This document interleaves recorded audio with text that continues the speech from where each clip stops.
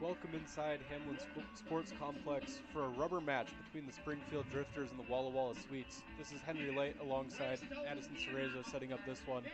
The Drifters come in 10-22, 7-16 in the division, while the Sweets are 20-15 and 15-11 in their division. So a lot on the line here after the Drifters salvaged a win last night, avoided a sweep, and now have a chance to go for the series tonight after losing game one. So yesterday, the Drifters, we talked about the night before with head coach Jeff Lyle, who was in kind of a low mood for sure after that one, saying they just need to punch earlier, not wait until they get punched to start cooking on the offense, and also noting that the Drifters their pitchers pitched well enough to win them the game. And on both sides of the ball, the Drifters responded, ended up winning 5-3, pushed a run across in the first inning, really just hit all of Lyle's notes, which was impressive to see for our team to fall through on the coach's game plan that well. Carson Hansen really starred in that game on both sides of the ball, had a two-hit night and also a great throw out in left field to second base to get out a runner, and also had a triple along with Hunter Meyer. So the Drifters really have some positive things going on offense right now as they go for this rubber match. And we asked Lyle again last night, who was certainly in a better mood. We heard quite a bit of optimism from him, what he wants to see to go for the sweep today, and he said the result will take care of itself, but they just have to come out with good energy and good effort, and mentioned sticking to the game plan, which is certainly what we saw from them last night. So a lot of good things, a lot of good signs for the Drifters here. We mentioned the pitching side of the ball. They were able to throw 5 pitchers and give up 1 walk, which was the most impressive part of the scoreline, along with 9 hits and 3 runs. So really both sides of the ball coming through last night, and we'll see if the Drifters can manage the same tonight as they go for the series. And we caught up with newest Drifter, Griffin Scott, before the game, who there's a good chance we'll see today. We have some pitching reinforcements coming in kind of midway through the season. We had Trey Thompson the other night and Ezra James back in Corvallis last week. And both of those guys pitched on their first day with the Drifters. So a decent chance we see this guy tonight, and also a guy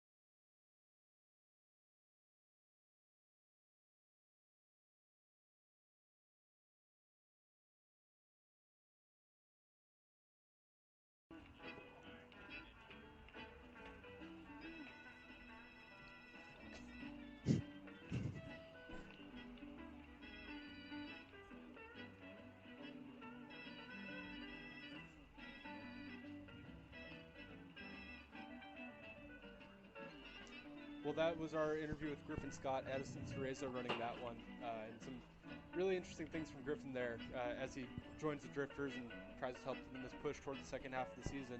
And now Addison will take you through the lineups.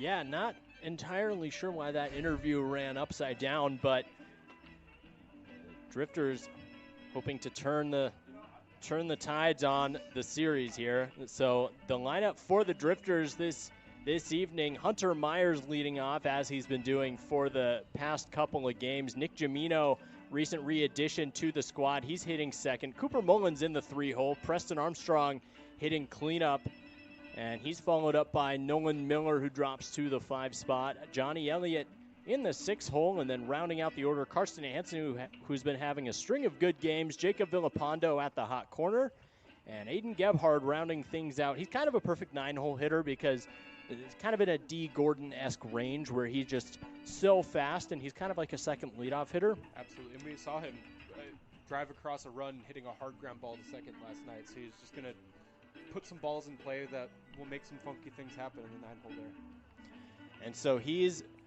been fantastic for the Drifters thus far. And so Tristan Ledbetter, he's going to get the start on the mound. He has a 2.08 ERA in 26 innings. Saw him make a relief appearance, unusual for him, but he's been great. In that relief appearance, he sent the Knights down 1-2-3 up in Corvallis, so a pretty good one there as well.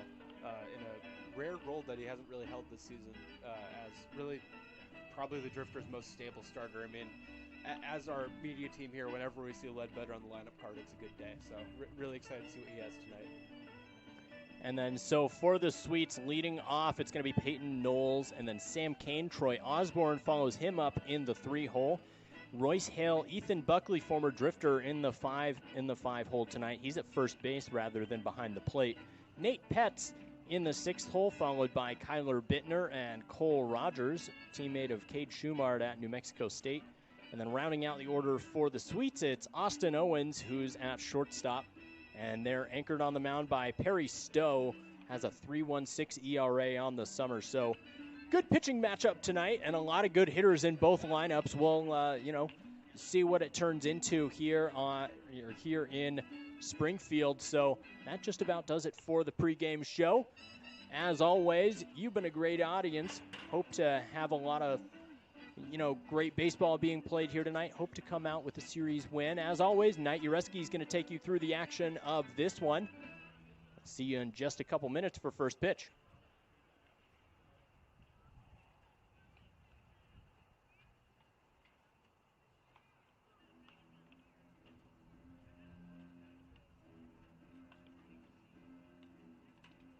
Now, please welcome the starting lineup for the Walla Walla Sweets as announced by head coach and manager, Leo Rivera. Leading off, the second baseman, number 17, Peyton Knowles. Batting second, the center fielder, number 21, Sam Kane. Batting third, the catcher, number 29, Troy Osborne. Batting fourth, the designated hitter, number 34, Royce Hale. Batting fifth, the first baseman, number 9, Ethan Buckley.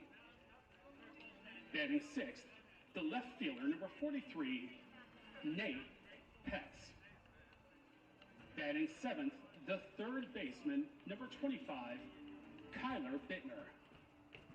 Batting eighth, the right fielder, number 7, Cole Rogers.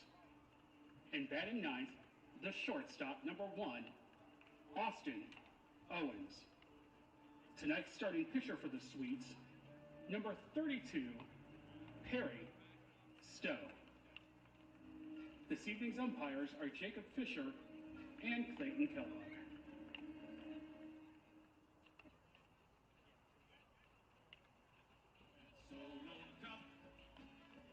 Fans, unfortunately, there's no Dry Pro beer batter for tonight's game. I know, but what's better than a Coors Light to go with a hot dog? Half off Coors Light for Thirsty Thursday. That's right, it's Thirsty Thursday. Coors Light is half off all game long. Woohoo!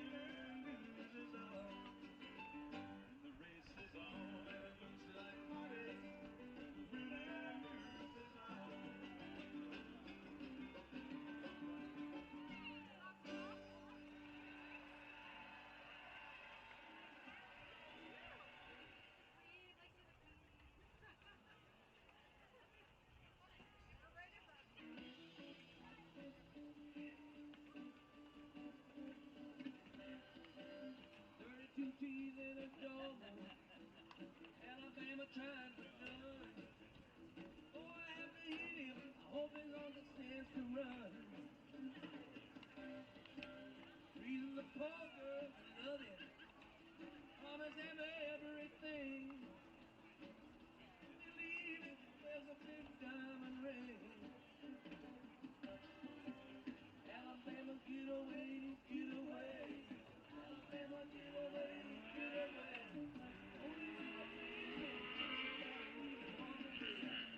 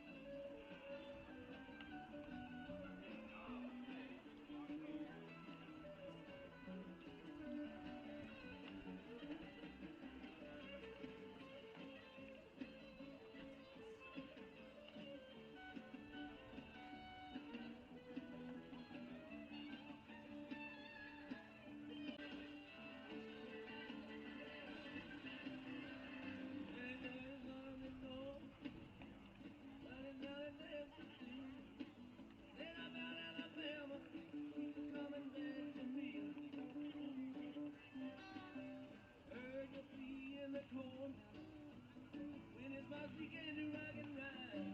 49 states had Alabama in their eyes.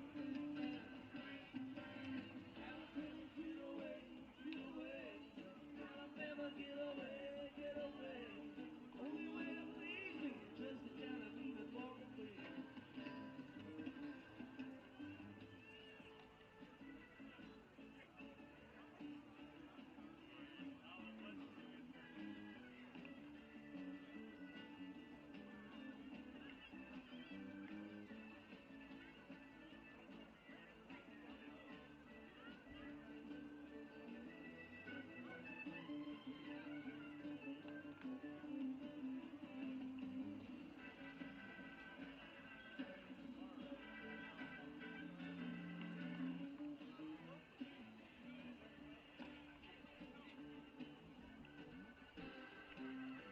There's on at the door.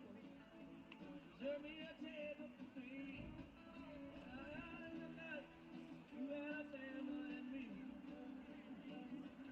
In the blood and steel, rubbing up to hang himself.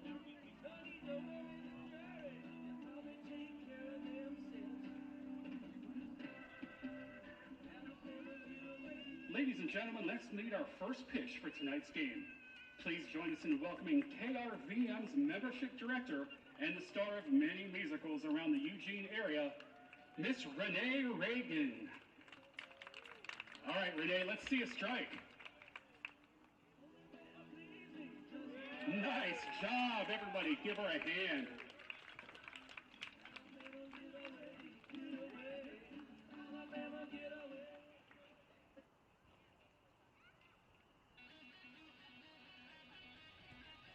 Now, please welcome the starting lineup for your 2026 Springfield Drifters. Leading off for the Drifters from Cal State Fullerton, the right fielder, number 25, Hunter Meyer. Batting second from Oregon Tech, the shortstop, number 41, Nick Jamino. Batting third from the University of Michigan, the second baseman, number 4, Cooper Mullins.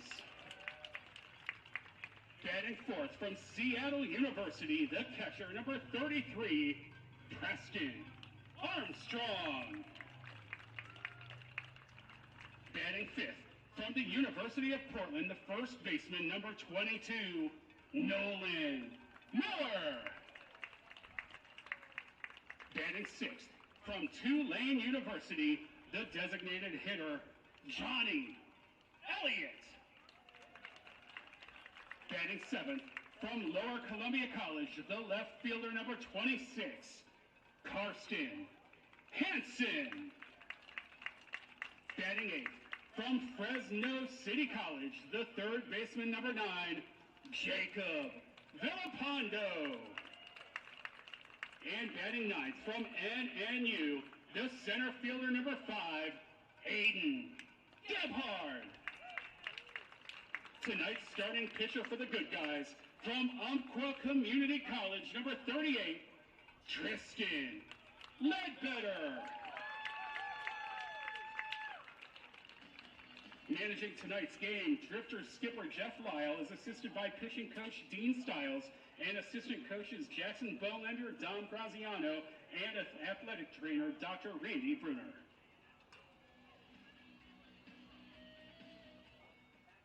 Fans, please rise if you're able and remove your caps for the singing of our national anthem sung today by our honorary first pitch, Renee Reagan.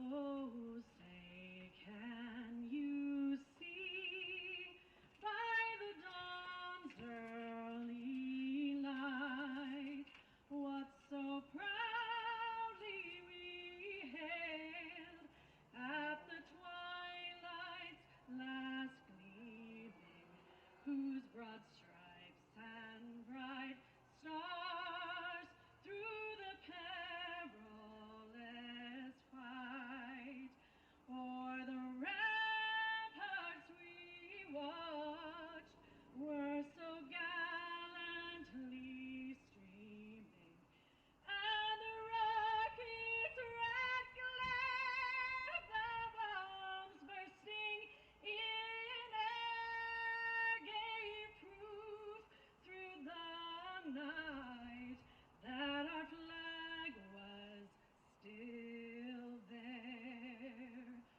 Oh, say does that star-spangled banner yet wave o'er the land of the free and the home of the brave.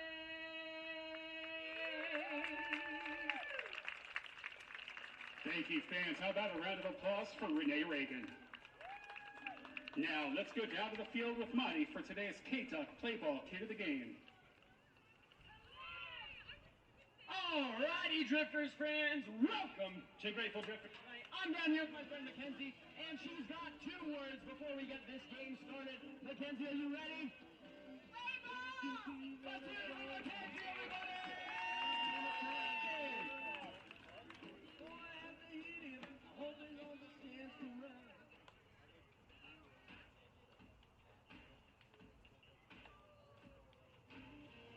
For the 8th time this season, the Springfield Drifters have a rubber match against the Walla Walla Sweets here today on this Thursday. It is Grateful Drifter night here at Hamlin Sports Complex. All the deadheads have come out, and we are so excited to be with you this afternoon. I'm Knight Jarecki, happy to be with you this evening as the Springfield Drifters are coming off a win yesterday against the Walla Walla Sweets. It wasn't easy, but the Drifters got it done. They hung on for the victory yesterday against Walla Walla, and they forced yet again another rubber match. Let's go ahead and jump right into today's starting lineup, starting with the Walla Walla Sweets.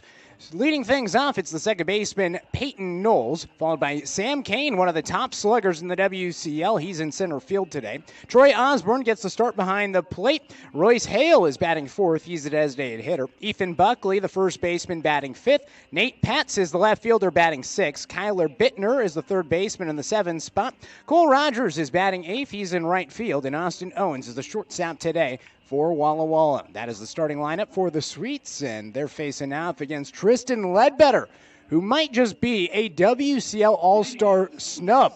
He certainly had the numbers to back up, but ultimately did not get the nod this year in Victoria. Only one All-Star selected from the spring was Michael Klein. So Knowles in the box facing off against Ledbetter, who is making his 5th start of the season, 8th appearance overall. The right-hander Roxanne fires. First pitch is a fastball high, and we get started 4 minutes later than scheduled at 6:39 here on this Thursday. Ledbetter, a right-hander out of Umpqua Community College, just finished his second season there and now playing this summer in Springfield, looking for that next destination. 1-0 pitch from Ledbetter is up and away. 2 balls and no strikes to Peyton Knowles. Knowles in the leadoff spot once again for Walla Walla. Left-handed hitter from Seattle University, originally from Gig Harbor, Washington. .329 average this season for Knowles. His 23rd start overall. He pops up the 2-0 pitch out towards the left side of the infield. Villapando, the third baseman, in foul territory, watched it land right behind him, and it goes foul. 2-1. Probably should have been an out. It was Villapando and Nick Jamino in the area. Karsten Hansen out in left field also provided some support, but none of them could catch the ball as it kind of just dropped right behind the mitt of Villapando. 2-1 to Knowles. So 4 doubles, 2 triples, a home run this season for Knowles with 19 RBIs. He's headed to Victoria. He'll be at the WCL All-Star Game. Pitch from Ledbetter. In for a strike. 2-2.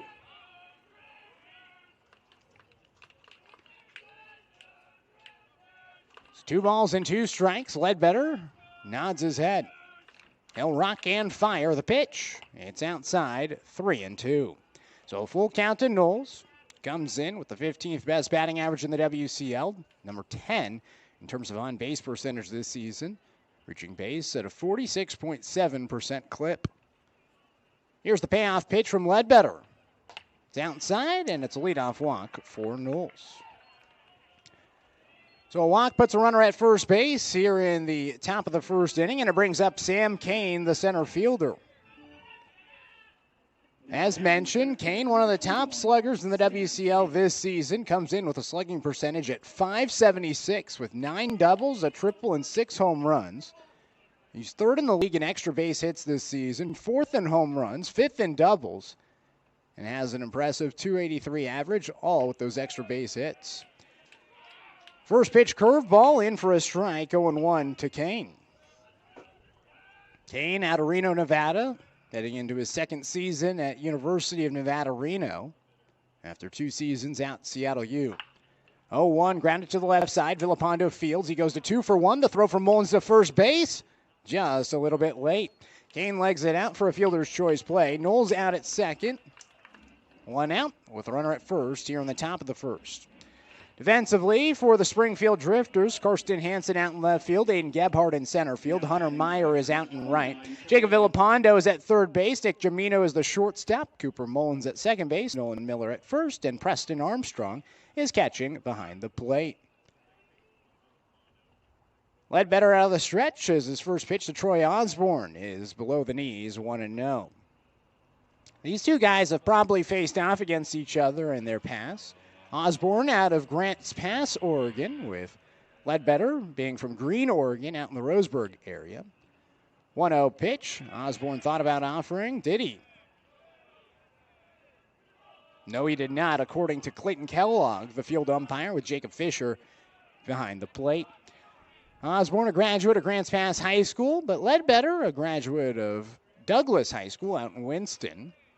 So not necessarily in the same league, but I'm sure that these two cross paths playing Legion baseball, with Osborne playing for the Grants Pass Nuggets and Ledbetter for the Roseburg Dr. Stewarts. 1-0 pitch is outside. 2 balls and no strikes to Osborne. This is his 19th start of the season, a .311 average for the University of Portland product. Ledbetter trying to get back in the zone. The 3-0 delivery is inside. So it's a walk to Osborne. Kane advances to second. 2 runners aboard with 1 out near in the top of the first, and it brings up Royce Hale. Hale also from Seattle University. That's where Leo Rivera, the head coach of the Walla Walla Sweets, spent this past season. Being elevated to a full-time position there after beginning his career with the Red Hawks as a volunteer assistant. So Hale in the box, 2 runners aboard with 1 out. Pitch from Ledbetter is whiffed at, 0-1.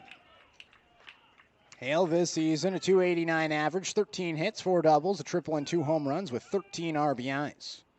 WCL veteran with 2 seasons out in Alberta with the Riverhawks. No balls and a strike. Ledbetter looks back towards second twice and now comes to the plate and gets a swing and a miss to Hale. Starts ahead 0-2 after the 4-pitch walk to Osborne. Temperature for today, a little bit warm. 82 degrees the current temperature.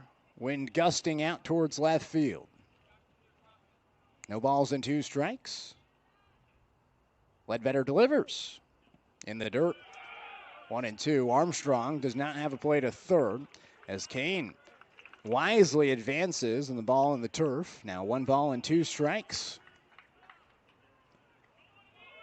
1 out in the top of the first inning. Runners on the corners for Walla Walla, who comes in with a 20-15 record, 15-11 overall. Springfield at 10-22 after their win yesterday. Got up to double digits, 7-16 in WCL South play.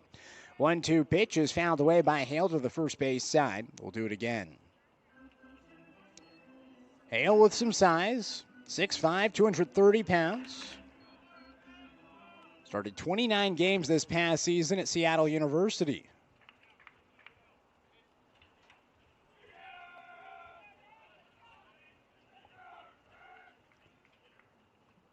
Ledbetter looking for a double play here. Springfield last in the league in double plays this season. The 1-2, up and away, 2-2. Yesterday it was Springfield striking first in the first inning. Took an early 1-0 lead. Walla Walla tied it in the third, and then Springfield punched back with 1 run in the fourth, 2 in the sixth, and 1 in the eighth to go up by 4 runs before Walla Walla scored a couple in the ninth. Left the tying run in scoring position as Ledbetter misses outside. The count goes full to Hale.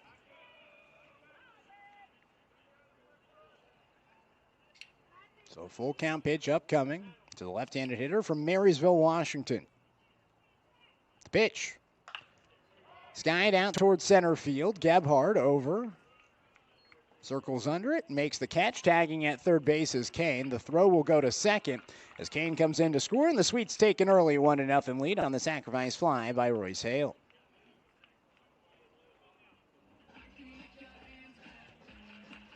Brings up Ethan Buckley. Final game at Hamlin Sports Complex for Buckley, who spent his 2024 summer here in Springfield. Good to see him back at the ballpark. It's been fun having him around. He has high thoughts on this organization, and he enjoyed his time here. It's good to see him once again at the ballpark. So runner at first, 2 outs. In a 1-0 game, Buckley swings at the first pitch and sends it out towards right field. Coming in is Hunter Meyer, who makes the catch for the final out. Well, 1 run comes in on no hits and air defensively for Springfield, as we'll now head to the bottom of the first inning. 1-0, Walla Walla with the lead here on the Drifters Streaming Network. 5 batted or thrown balls. Parents, please safeguard the welfare of young children accompanying you to the game. Are you feeling hungry, looking for dinner, a snack, maybe something sweet? Visit our concessions located inside our ballpark down the first and third base sides. Plus, check out our brand new Drifters Kids Zone thanks to our partners at Northwest Natural, Fort Fleet, and Dairy Mart.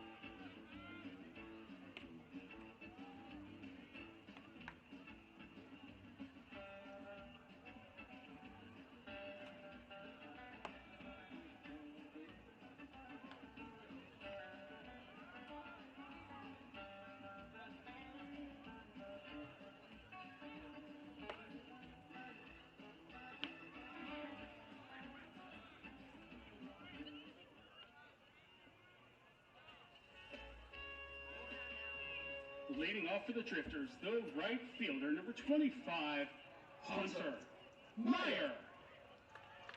Bottom of the first inning, 1-0 the score. It's the Walla Walla Sweets with the lead as Hunter Meyer will stand in, facing off against Perry Stowe, a right-hander on the mound for the Sweets. First pitch from Stowe is outside, 1 ball and no strikes. Hunter Meyer, Nick Jamino, Cooper Mullins, batters 1, 2, and 3. Preston Armstrong, Nolan Miller, Johnny Elliott, batters 4, 5, and 6. And Kirsten Hansen, Jacob Villapando, and Aiden Gebhardt, batters 7, 8, and 9 for Springfield. Meyer bounces the ball to the left side, picked by Austin Owens, the shortstop. His throw to first base in time to retire Meyer for out number 1. Defensively today for the Walla Walla Sweets, out in left field, it's Nate Petz. In center field, Sam Kane. Out in right is Cole Rogers. Kyler Bittner, I should say, is at third base. Austin Owens, who you heard, is at shortstop. Peyton Knowles at second base. Ethan Buckley at first base. And Troy Osborne is catching behind the plate. 1-0, Walla Walla with the lead as the first pitch to Nick Jamino is up and inside. 1 ball and no strikes. Jamino back in the lineup for Springfield. Started the season with the Drifters, and then his 10-day contract ran out. Now back with the club as a midseason addition. 1-0 pitch to him is up and inside. 2 balls and no strikes. Jamino, a 156 average this season with Springfield across 8 starts. A total of 5 hits for him, with 5 RBIs. The 2-0 delivery, it's looked at a little bit low. 3 balls and no strikes to Jamino, a young man who had a phenomenal season at Oregon Tech this past year. Really burst onto the scene in the CCC after redshirting 1 year at Cal Poly San Luis Obispo. He has a leadoff walk on 4 pitches. So Jamino at first base, and it brings up Mr. Drifter, Cooper Mullins.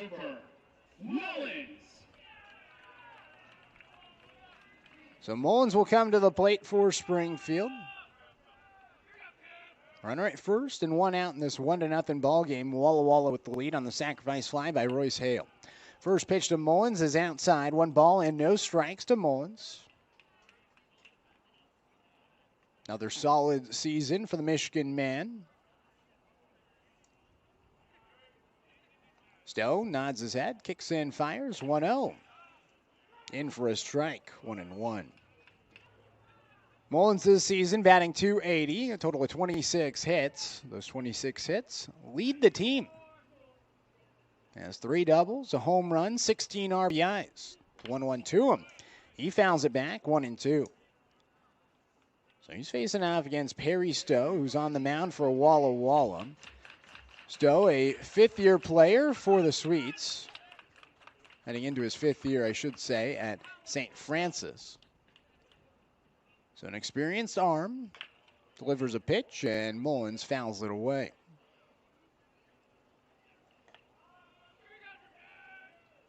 He started a total of 53 games in his career. Rather, appeared in 53 games with 34 starts at St. Francis out in Indiana. He's originally from Fort Wayne, Indiana, too, where St. Francis is located. 1-2 pitch is up and away. 2 balls and 2 strikes. He's also heading to the WCL All-Star game this year. 6 appearances. This is his 7th, with 4 starts under his belt and a 3.16 ERA. The 2-2 pitch, Mullins chops it towards the right side. Fielded by Knowles, his throw to first in time, 2 away. Jamino advances over to second on the 4-3 putout. So it brings up Preston Armstrong. Armstrong, the catcher today for Springfield. Now batting for the Drifters, the catcher, number 33. Batting on the cleanup spot today. Armstrong. It's impressive to see. Armstrong, his 2nd season in Springfield. It's been a little bit of a slow start for him, batting just .154. Total of 4 hits and 1 RBI this year. But a lot of confidence in his bat. He's been having really good batting practices. Just waiting to see the success actually pan out on the field. First pitch to him. Takes it a little bit low. 1 ball and no strikes. Him and Leo Rivera, pretty familiar with each other, as the 2 of them were at Seattle U this past season. At one point in time, it looked like Armstrong was maybe going to play for Walla Walla this summer. The 1-0, down and away, 2-0, but decided to come back to Springfield. And I think it was a good decision.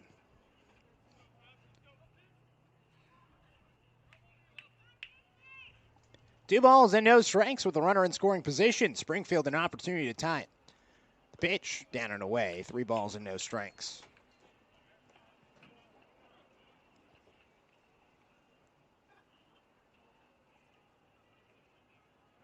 Snow dangles the right arm. Taking some time as he glares into Troy Osborne. The pitch bounces in, and it's a walk. So a 2-out walk extends the inning for Springfield with Nolan Miller coming to the plate, the 5-hole hitter today. 22, Nolan Miller at .221 average this season. Total of 19 hits, 7 doubles though. Those 7 doubles, good for top 15 in the WCL. He's currently sitting at number 12. It's been a while since he's had a 2-bagger. Could really go for one here. Tying run in scoring position and the go-ahead run at first. So to the plate, his first pitch is in for a strike, 0-1. Miller, one of the few players that actually got to play with Leo Rivera. He was an assistant coach here in Springfield. Miller was heading into his freshman season at the University of Portland, and Rivera then was an assistant coach for the Springfield Drifters, who ended up having a bigger role than expected that year with the Drifters. The 0-1 is found back 0-2. In fact, he was supposed to kind of be like a graduate assistant, but right before the start of the season, head coach Tommy Richards accepted a assistant coach position at Washington State University, and so because he went up to Pullman, he was unable to be the head coach of the Springfield Drifters that summer, and so Leo Rivera ultimately had to fill a bigger role. 0-2 pitch is up and away, 1 ball and 2 strikes. Alan Embry then took over as head coach, and Leo became his number 1 assistant. A lot of responsibility for him, but a good learning experience, and it paid off. Became an assistant coach last summer with the Sweets, a team that he played for, actually back in 2022 during my first year with the Drifters. 1-2 pitch, a swing and a miss by Miller, and that'll do it for the Drifters in the bottom of the first. 1-0 the score is 2 left stranded here in the bottom of the first. We head to the second here on the Drifters Streaming Network. Downtown Deb is in the house tonight. Stop by and see Downtown Deb and KRVM at their table on the main concourse right behind home plate. Also, Do you want to bang? What? Do you want to bang? Yeah! You know you make me wanna get my checkbook and take a loan out and grow my business and come on now. Don't forget to say you will. Don't forget to say it, yeah. Oh, come on now. Keg. Check out their booth to try some of their brews tonight.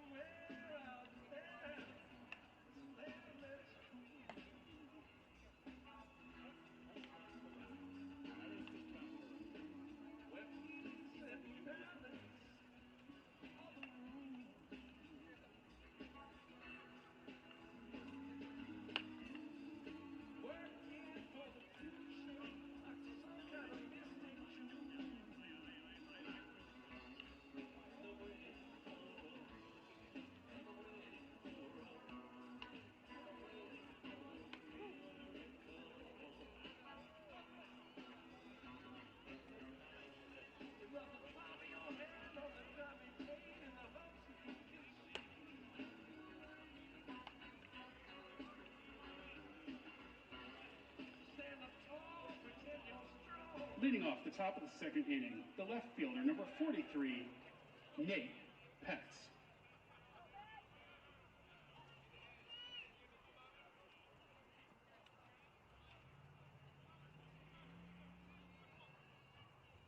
Nate Petz leading things off here in the top of the second inning as Tristan Ledbetter's first pitch is sliced to center field for a base hit. The Sweets have their first hit of the game as Petz is aboard with the leadoff single. Kyler Bittner to the dish. 1-0 Walla Walla with the lead after a sacrifice fly last inning by Royce Hale. And now here is Bittner, who has his first appearance of this series here in game number 3.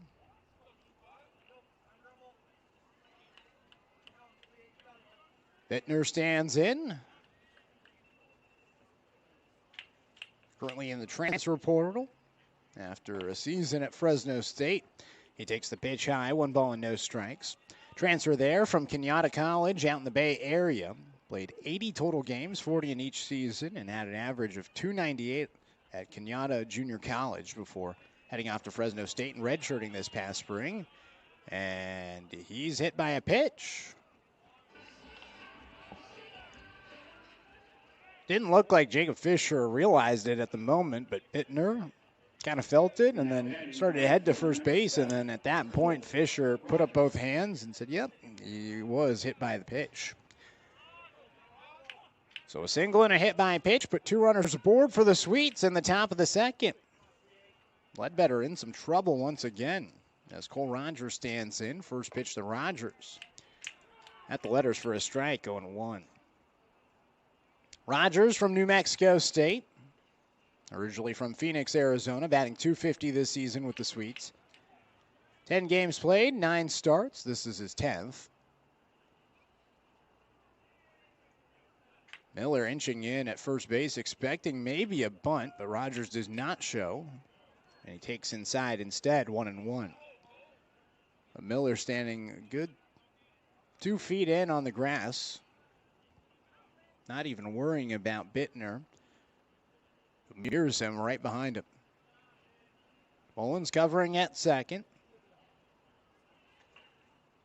The 1-1 whacked up the middle. That's going to get through. Petz is held at third with a throw from Gebhard coming in. A pretty good one. A wise decision by Leo Rivera to hold the runner in Petz at third, and the bases are loaded with nobody out in the top of the second. Tough start for Tristan Ledbetter. Has a 4-pitch arsenal. Fastball, changeup, slider, curveball. And again, just wrapped up his second season at Umpqua Community College. Started 7 games, went 2-3 with the Riverhawks. Finished with a 4.25 ERA at UCC.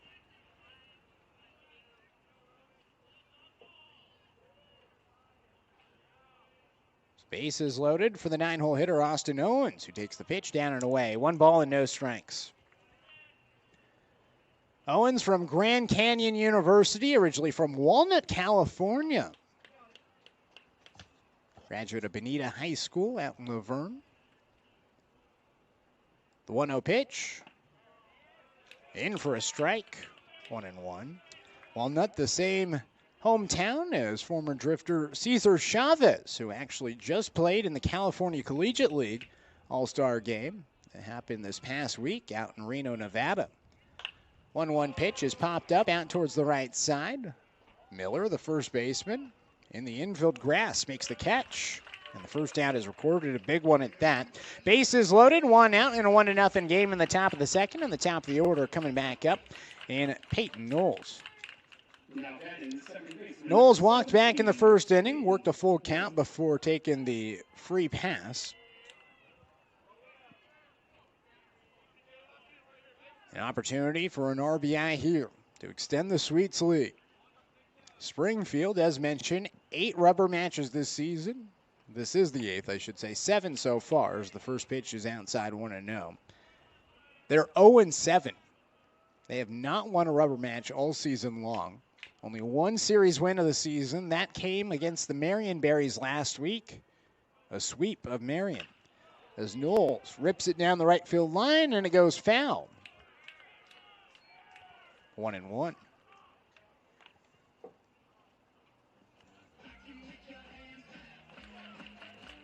So Springfield looking for their second series win of the season. Knowles at the dish. Again, a WCL All-Star. A transfer to Seattle University after 1 year at Gonzaga. Make it 2 years at Gonzaga. The 1 season at Seattle U. Bounces the ball foul, 1-2. Played with the Walla Walla Sweets back in 2023, was actually all WCL honorable mention then.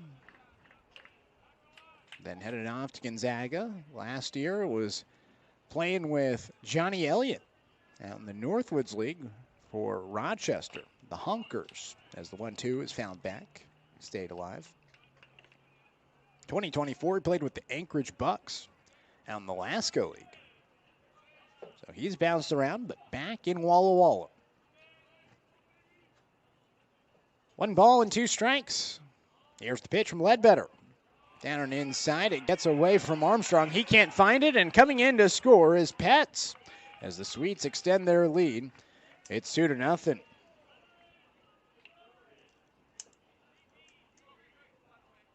Bittner advances from second to third, and Rogers from first to second.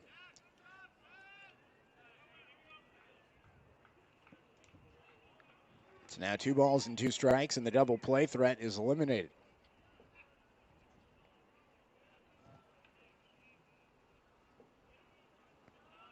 Pitch from Ledbetter. Popped up out towards left field. Karsten Hansen waiting. Now makes the catch. Tagging at third is Bittner. He's going to come in and score. The throw into third base. Remaining at second is Rogers. As Bittner's in to score, and it's now 3-0 Walla Walla here in the second inning. So the Sweets start hot. Springfield a little bit sluggish to begin this ball game.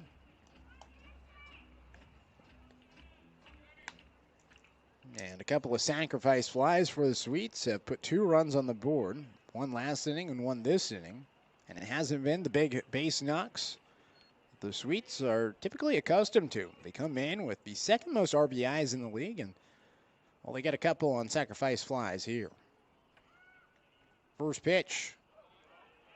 In for a strike. 0-1 to Sam Kane. Kane reached on a fielder's choice play, his first time up.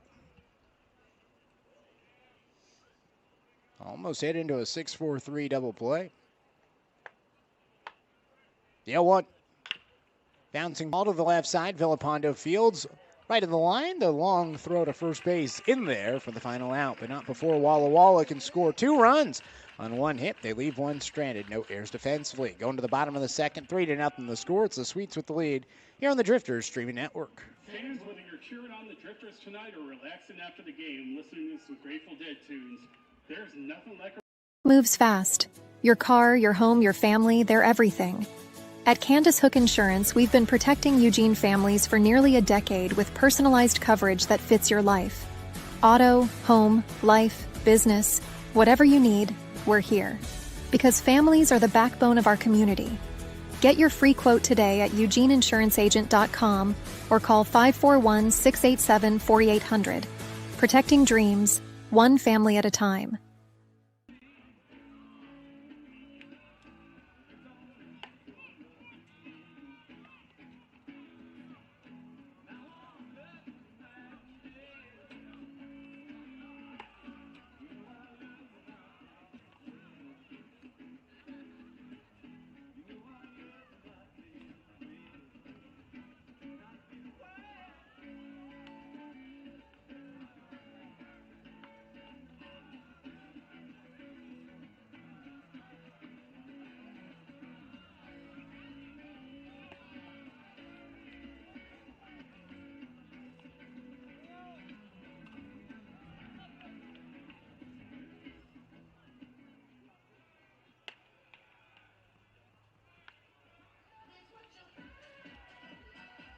Leading off for the Drifters in the bottom of the second inning, the DH, number 32, Johnny Elliott.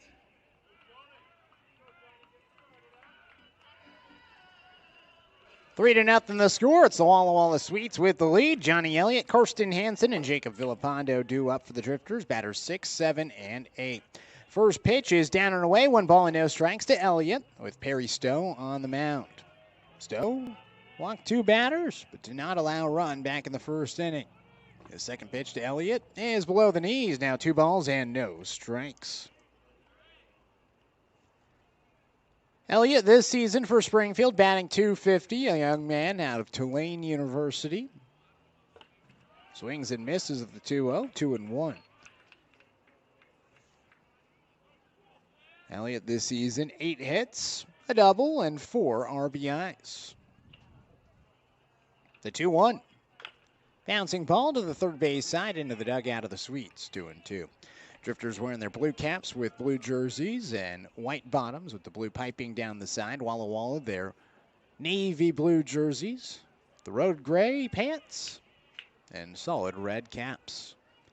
2 balls and 2 strikes, the pitch. Elliott swings and misses, and that'll do it for the designated hitter.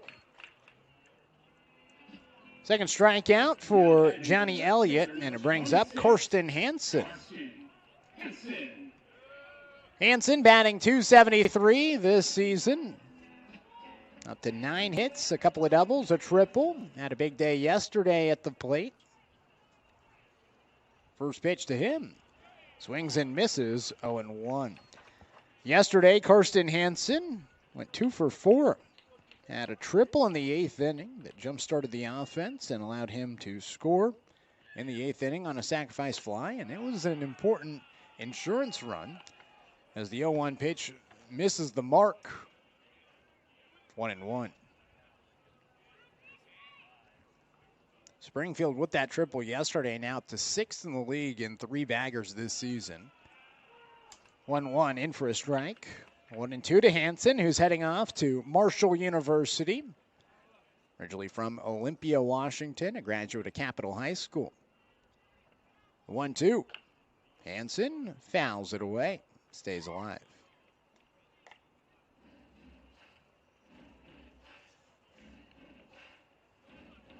The NWAC West Position Player of the Year. Great second season in Longview. That allowed him to go play Division I baseball. Pitch up and away, now 2 balls and 2 strikes. Also from Olympia, Washington, former Springfield Drifter, Kyle Casperson,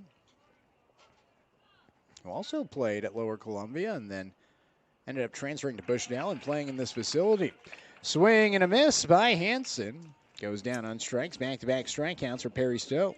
Now batting the third baseman, number 9, Jacob. So 2 outs, nobody aboard for Jacob Villapando, the third baseman. The Bakersfield boy at the plate. First pitch. Up and inside, 1 ball and no strikes. Villapando, a 155 average this season, 11 hits, 2 doubles, 7 RBIs. Started his season 3 for 3 on the road in Bend, and is trying to get back on track as he fouls away the 1-0, and it's 1-1. He's one of those guys that, you know, you look at the numbers and you're saying, okay, well, he's batting 155, but if you actually watch the games, he's had some good swings. It's just been a lot of tough lineouts. 1-1, in for a strike, 1-2. They're going to fall eventually. So 1 ball and 2 strikes and 2 out. The pitch. Grounder to the left side. Backhanded by Bittner. The throw to first base in time. 3 up, 3 down. The Drifters go in the bottom of the second. It's 3-0 as we head to the third here on the Drifters Streaming Network. All right, fans, we're through 2. Scores 3-0 Sweets. Plenty of time for our Drifters to come back. Please turn your attention to the first base side where Monty is joined by some friends. Monty? Thanks, Jerry. Jerry, that's a great name, especially for Grateful Drifters night. I've got my friends Mandy and Joy down here. They're each going to take one of these cardboard pieces. They're each going to take one of these. They're each going to get a Sharpie. And we're going to be having a drawing contest to see who can draw their best Steal Your Face Grateful Dead logo. They're going to have about 30 to 45 seconds to do it, and then we'll show you, the audience, and we need you to cheer as loud as you can for the winner. Can you guys do that for me? I need you guys to do a lot better than that. Can you do that for me? That's fantastic. All right. Are you guys ready? On your marks, get set, and go. Ooh, we got some Mandy fans in the Drifters dugout here. We got love for Joy over there. Ooh, they both got their circle. They've got their lightning bolts. Mandy's working on the score already. Here's the score for Joy. They're going to have about 10 more seconds. 9, 8, 7, 6, 5, 4, 3, 2, 1, and put down your markers. All right. Hide him. We're going to do a little reveal, all right? First machine, Mandy's. Look at Mandy's. Show the audience over there. Show them over there. Perfect. And now let's see Joy's. There's that. All right. Now here's where you guys come in. I'm going to put my hand over each contestant. You guys cheer as loud as you can who you think the winner is. Is it Mandy? And is it Joy? Rocky, what do you think? It's going to be Mandy tonight. Give a huge round of applause for them. And we'll see you in the bottom of the fourth. Leading off the top of the third inning, the catcher, number 29, Troy Osborne.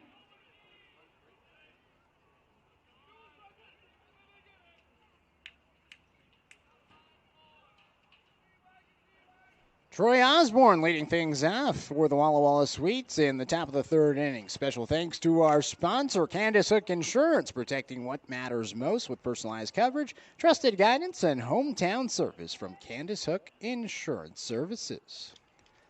So 3-0, the Sweets with the lead. Tristan Ledbetter on the mound. He'll rock and fire first pitch. In for a strike, 0-1 to Osborne. Something that did not happen back in the first inning as Osborne saw 4 pitches. They were all balls, and ultimately he worked a walk. The 0-1 comes in above the letters. Now 1 ball and 1 strike to the catcher. Out of the University of Portland, teammates there with the Drifters' first baseman, Nolan Miller.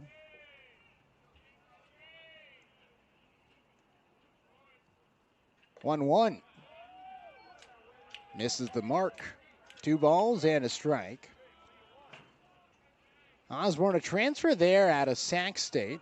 Spent his first year at Sac State and then transferred to the Bluff and played with the Pilots and now belts a ball out towards left field, but Karsten Hansen comes in to make the catch for out number 1.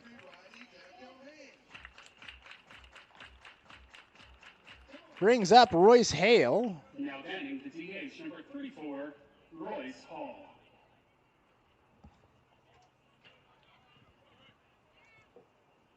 So Hale to the plate, a sacrifice fly, his first time up. Sweets lead in 3-0. 3 runs on 2 hits as Ledbetter misses low, 1 ball and no strikes. And I got to say, for Tristan, it's probably starting to catch up to him. He pitched a lot this spring at Umpqua Community College and now pitching quite a bit this summer in Springfield. Arm's probably getting a little bit tired. 1-0, a swing and a miss, 1-1. In 7 starts during the college spring season, and now yet again another start for the Drifters this summer. His 5th, as Hale pops it behind the plate. Now to play, 1-2. Foul balls this season brought to you by Monica Smith Agency, American Family Shirts, protecting you from life's unexpected hits. 1-2, rolled to the right side. A diving play by Mullins on his knee. He throws to first base. He beat him. What a play by Cooper Mullins. Flashing the leather. Now batting the first baseman, number 9. On one knee, somehow, some way, got it to first base, and the pick by Nolan Miller was in time. 2 away. Great stuff from Mr. Drifter. There's now 2 outs and nobody on for Ethan Buckley, who was first pitch swinging his first time up, popped out to right field, and now swings early and sends it out towards right once again over as Meyer to make the catch for the final out. 3 up, 3 down, the Sweets go. We head to the bottom of the third. 3-0 the score. Walla Walla with the lead here on the Drifters Streaming Network. Fans tonight, the Drifters are led. When you donate to St. Vincent de Paul of Lane County, you're creating jobs. Thank you so much. Yeah. Generating money for meals, housing, and job training. Have a great day. And saving items from the landfill by recycling. Have fun, save some money, and do something nice for your neighbors. St. Vincent de Paul of Lane County.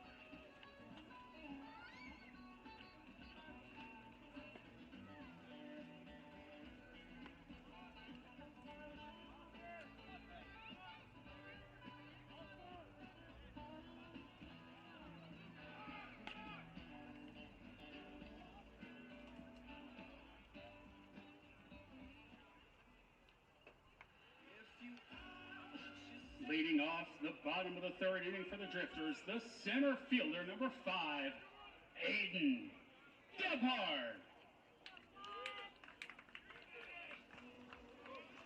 Aiden Gebhardt is leading things out for the Springfield Drifters. The 9-hole hitter to the plate as the first pitch to him misses the zone. 1 ball and no strikes from Perry Stone. Sweets leading 3-0 as we begin the third inning. Springfield went down in order. 1-2-3 last inning in the second, and Gebhardt looks to reverse course here in the third as he takes the second pitch down and inside. 2 balls and no strikes. Gebhardt, the two-way player out of Northwest Nazarene, originally from Redmond, Oregon. Looks at the 2-0 pitch for a strike, 2-1. Comes in fourth in the league and steals this season with 16. Looking to get on base and display some of that speed. 2-1 to him. It's up and away, 3 balls and a strike. The Springfield Drifter record for steals in a season was set last year by Jack Brooks. Stole 30 bags before heading back to the University of Oregon and ended up being the starting center fielder for the Ducks this past season. The 3-1, it's high above the letters, and we'll see if we get an opportunity to see some of that speed from Aiden Gebhardt. As he ends up at first base, Jackson Bolander greeting him there. 25, Hunter Meyer. So leadoff walk, walks by opposing pitchers this season, brought to you by Goodwill. Visit any of their locations in the Eugene-Springfield area today. First pitch, Meyer swings and skies it out towards second base. Knowles in. On the grass, makes the catch. So after the leadoff walk, a 1-pitch pop out. And it brings up Nick Gimino. Gimino walked his first time up. He's left stranded in scoring position at second. Springfield trailing 3-0. Still no hits for the Drifters, but several base runners. 3 walks by the Drifters offense. First pitch, bounce towards the left side. Owens Fields goes to 2 for 1. The throw to first base, scooped at first, but late. Buckley can't believe it. Gimino legs it out for a fielder's choice play.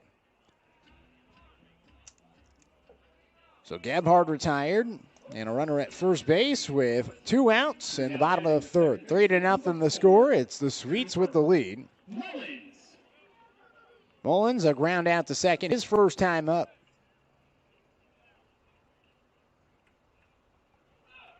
First pitch is outside. Gimino takes off towards second. The throw from Osborne. Perfect.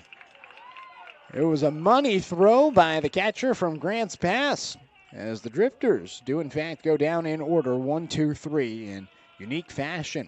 No hits overall as we head to the fourth. 3-0 the score. It's the Sweets with the lead here on the Drifters Streaming Network. And we have plenty of exciting events planned for the summer.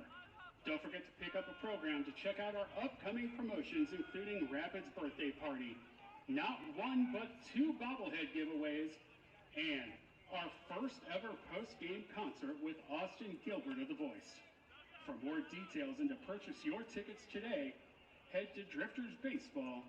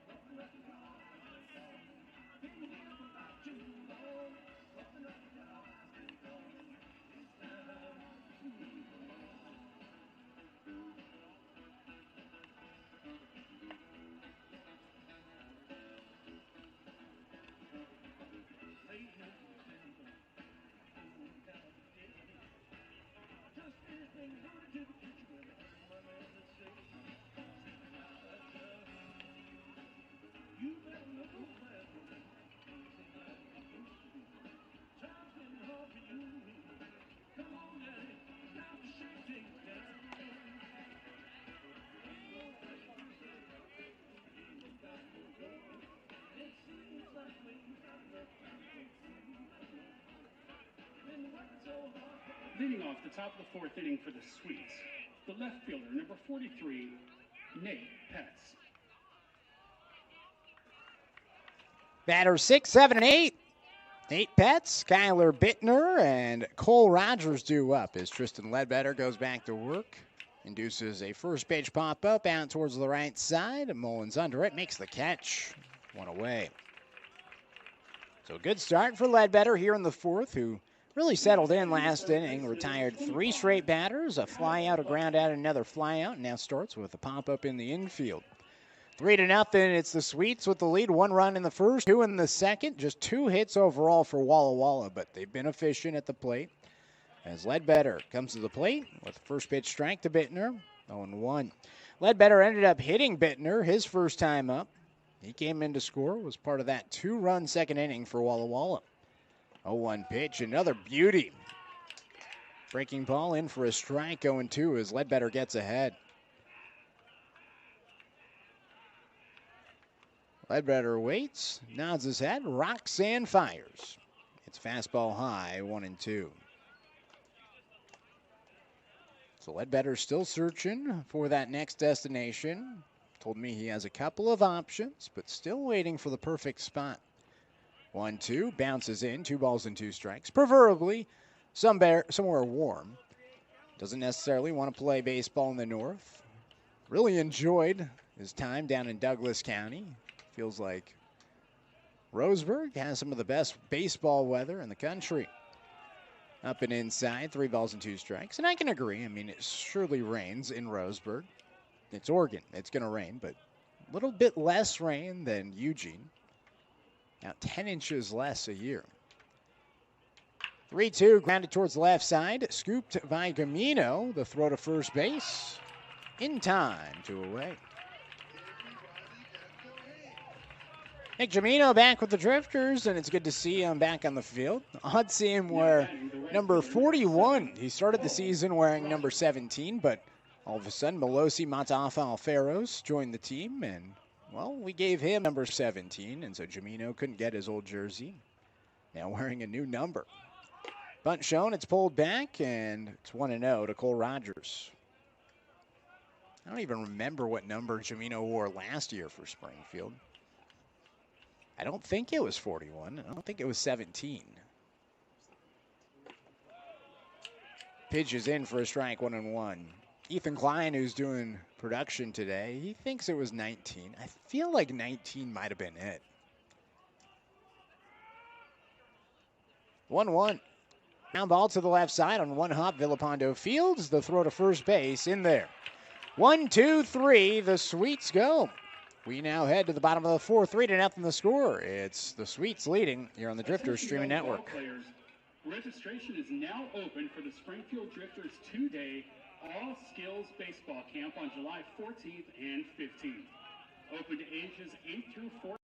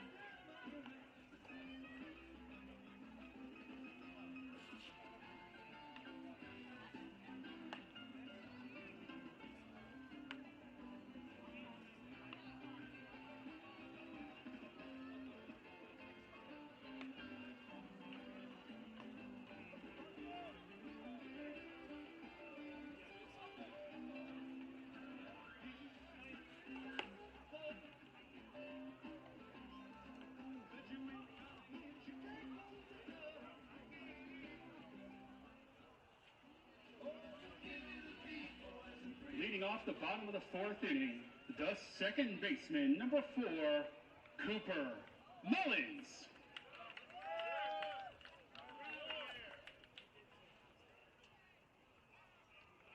Cooper Mullins leading things off here in the bottom of the fourth inning as the first pitch to Mr. Drifter is up and away. 1 ball and no strikes. Mullins grounded out the second his first time up. His second look at Perry Stowe has been almost perfect so far. A few walks, but no hits allowed. Mullins changes that here as he rips it to right field for a leadoff single. Right on cue, Mr. Drifter delivers. We saw him in the third inning make a phenomenal play defensively to rob Royce Hale of a hit. And now Preston Armstrong will come to the plate with Mullins at first base.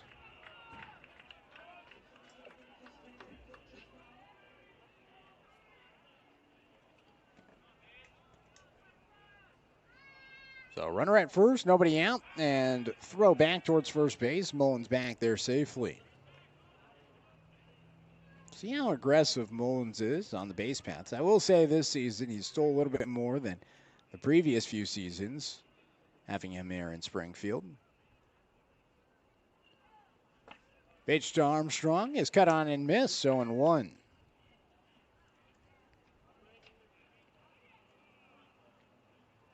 So Mullins over at first base.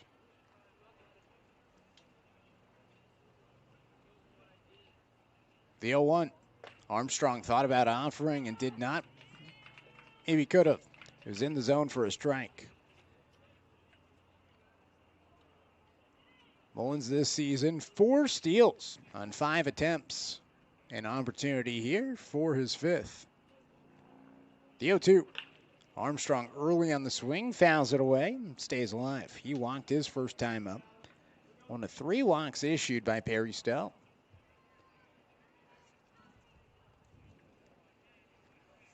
Yeah, KRVM in the house today, as well as Planktown Brewing, offering some samples today. Planktown is, and KRVM making some presents.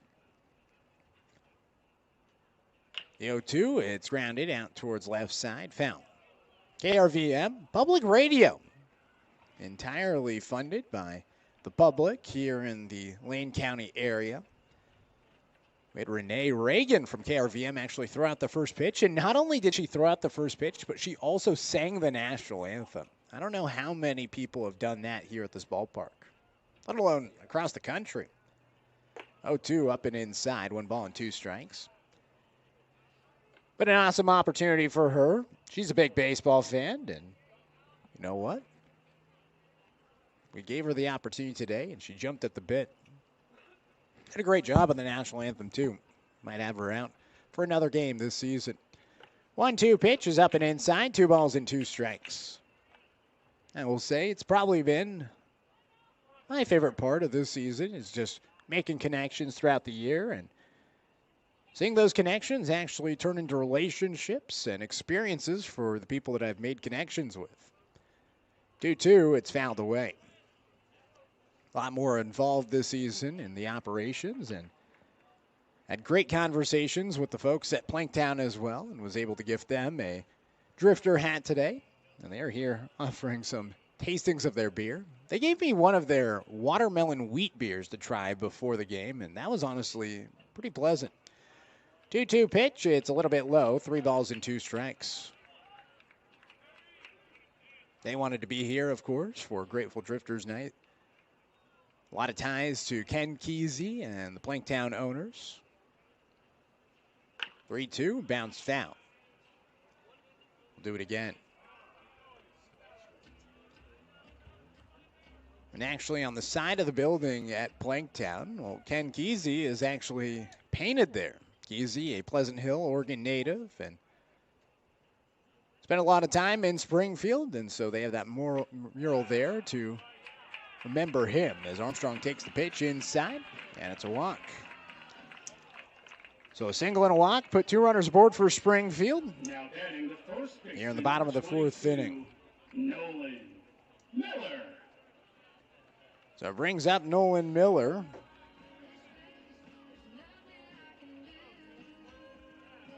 Miller, a strikeout swinging his first time up. We'll see what Springfield does in this situation.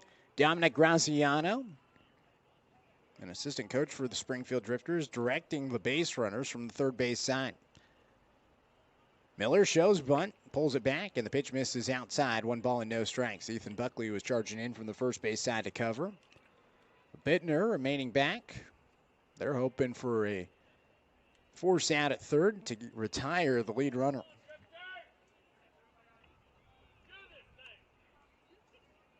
Stowe is set. His 1-0 delivery. Miller tries to bunt, and it goes foul on the third base side.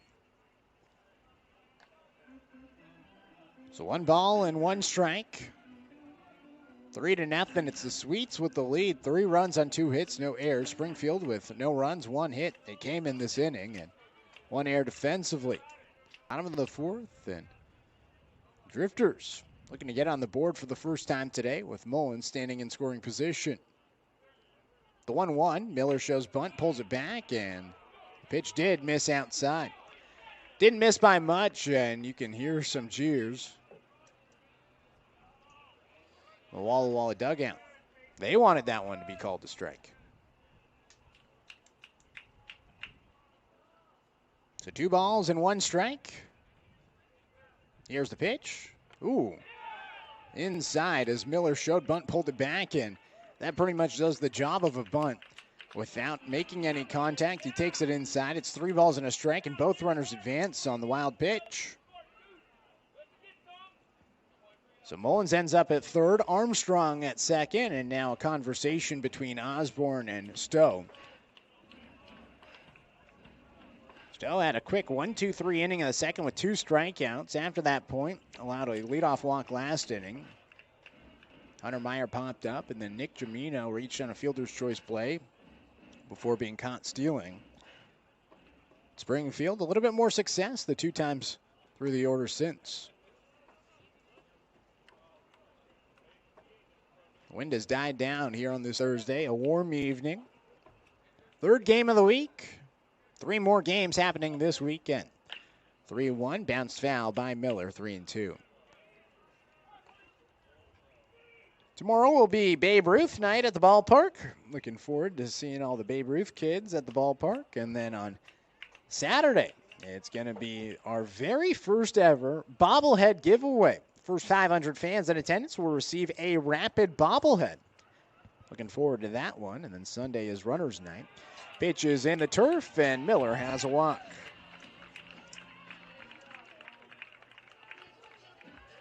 So bases loaded, nobody out for Johnny Elliott in a 3-0 ball game. The tying run is now at first base, and the go-ahead run coming to the plate in Elliott.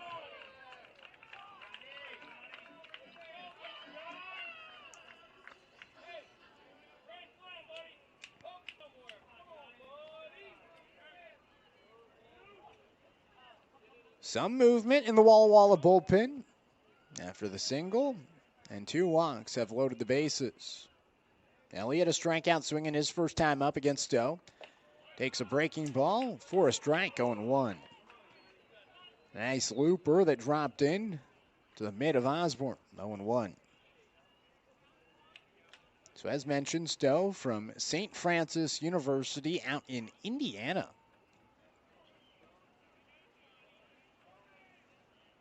Zo 1 gets a swing and a miss by Elliott, 0-2. This past season at St. Francis, went 3-2 with 2 saves, 1 complete game. Through 53 2/3 innings, and now has thrown an additional 28 2/3 here in the WCL. The 0-2. Grounded to the third base side. Foul right at Dominic Graziano, who makes a nice play and throws it across the diamond into the dugout of the Drifters. Snowballs and 2 strikes with the bases loaded and nobody out. Johnny Elliott looking to come through here. The Tulane product, a transfer from USC down to New Orleans. The 0-2. Ground ball, third base side, foul once again. They're getting the pitch count up. Stowe has had to battle here in this inning.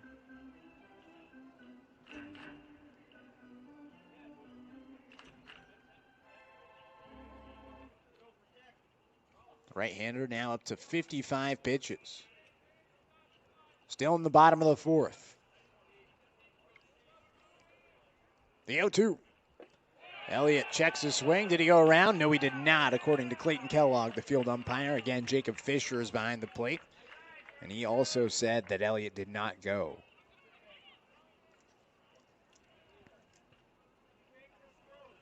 One ball and 2 strikes.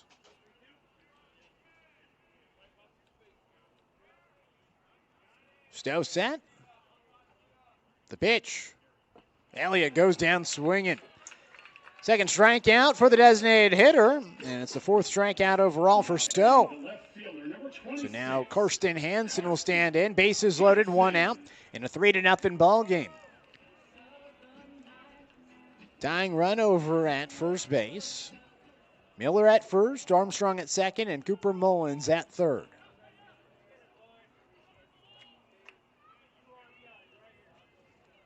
First pitch to Hansen. A swing and a miss, 0-1. He also struck out his first time up against Stowe. It was fooled him so far. Another whiff.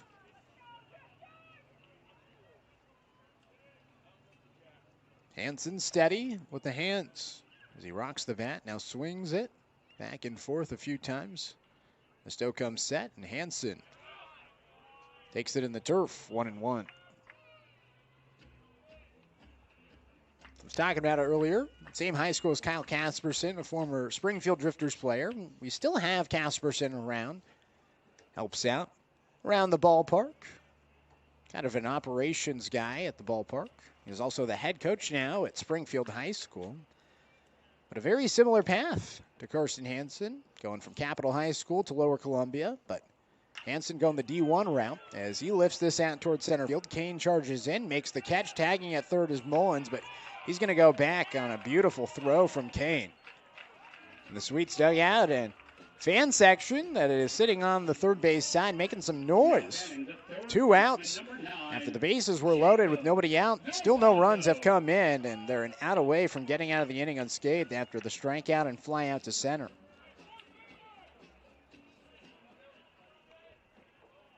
Big opportunity here for Springfield, looking to get on the board. Infield will back out. Villapando at the plate, a ground out to third, his first time up. Stowe's first pitch, down and away, 1 ball and no strikes. So Villapando looking for the second hit of the game for Springfield. It's an offense that has struggled to hit this year. 15th in the WCL in batting average, hitting just .229 as a ball club. A lot better at home. The Drifters this season 7-7 at home. They're 3-15 on the road. As the pitch is up and inside, 2 balls and no strikes.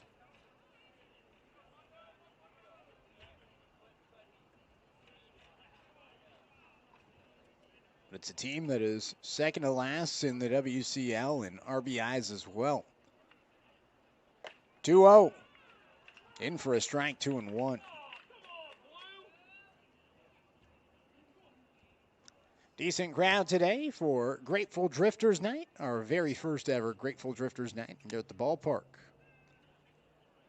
It's been fun so far. A lot of tie-dye in the stands.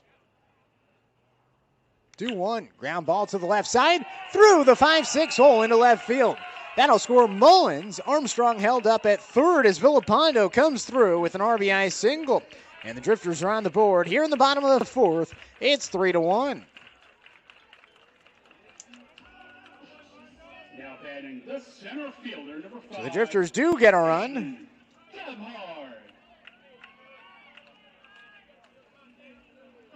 Brings up Aiden Gebhardt.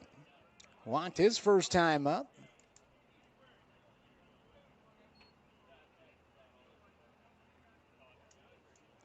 First pitch, below the knees, 1 ball and no strikes. So 1-0 to Gebhardt. He's looking to turn over the lineup. Honestly, a good spot for him to be in the 9th spot. A quality bat at the bottom of the order. A guy that can certainly turn over the lineup. Who takes the pitch inside and it hits him. Got him on the toe, and that'll score another run with the bases loaded. And Springfield has cut it to a 1-run game.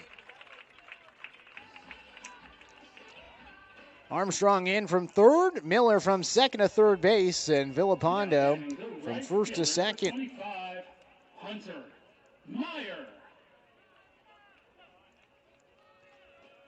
So now the 8th batter of the inning, Hunter Meyer to the plate as there's a short stoppage. Jacob Fisher back behind home plate. Meyer 0 for 2, a ground out to short and a pop-up to second.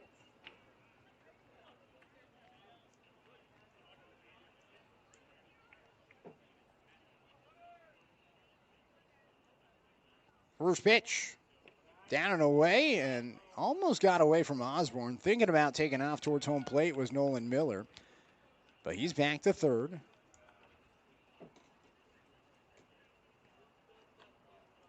So 1 ball and no strikes.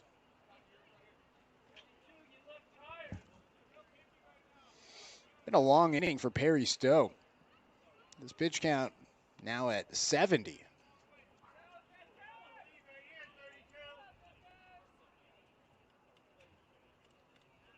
Stowe set, 1-0. Miller slices it to center field, and coming in to make the catch is Kane for the final out, but not before Springfield can score 2 runs on a total of 2 hits. They leave 3 stranded, no errors defensively. Through 4 innings, it is 3-2. The Sweets with the lead here on the Drifters Streaming Network. But in the meantime, please turn your attention to the first base side where Marty is joined by some special guests. Marty? Thanks, Jerry. I do have a very special guest today. Joining me today in honor of Grateful Drifters Night is my dad, Jules. He is the biggest deadhead I know. What do you think? How do you think you're going to do on this one? Well, I think I'm going to be okay, but Monty, I got a little bit of a problem. What's wrong? Well, I saw the Grateful Dead so many times, I forgot the names of all the songs. Oh, audience, you're going to have to help him out figure this out. With that, let's hear the first song.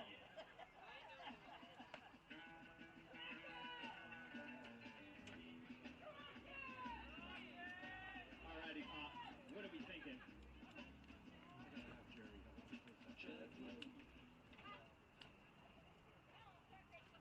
Trucking. Yes, it is! All right, let's hear the second song.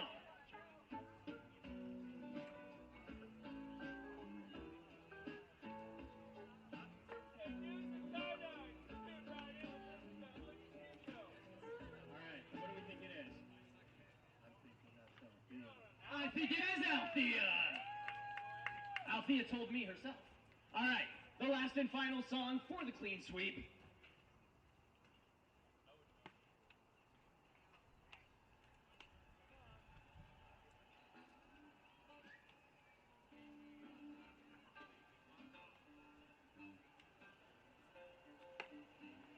It's a pretty iconic riff. Jerry's helping him. That's China Cat Sunflower. Oh, my dad goes 2 for 3. He's going home a winner. And we'll see you in the 6th inning. Give it up for Jules, everybody.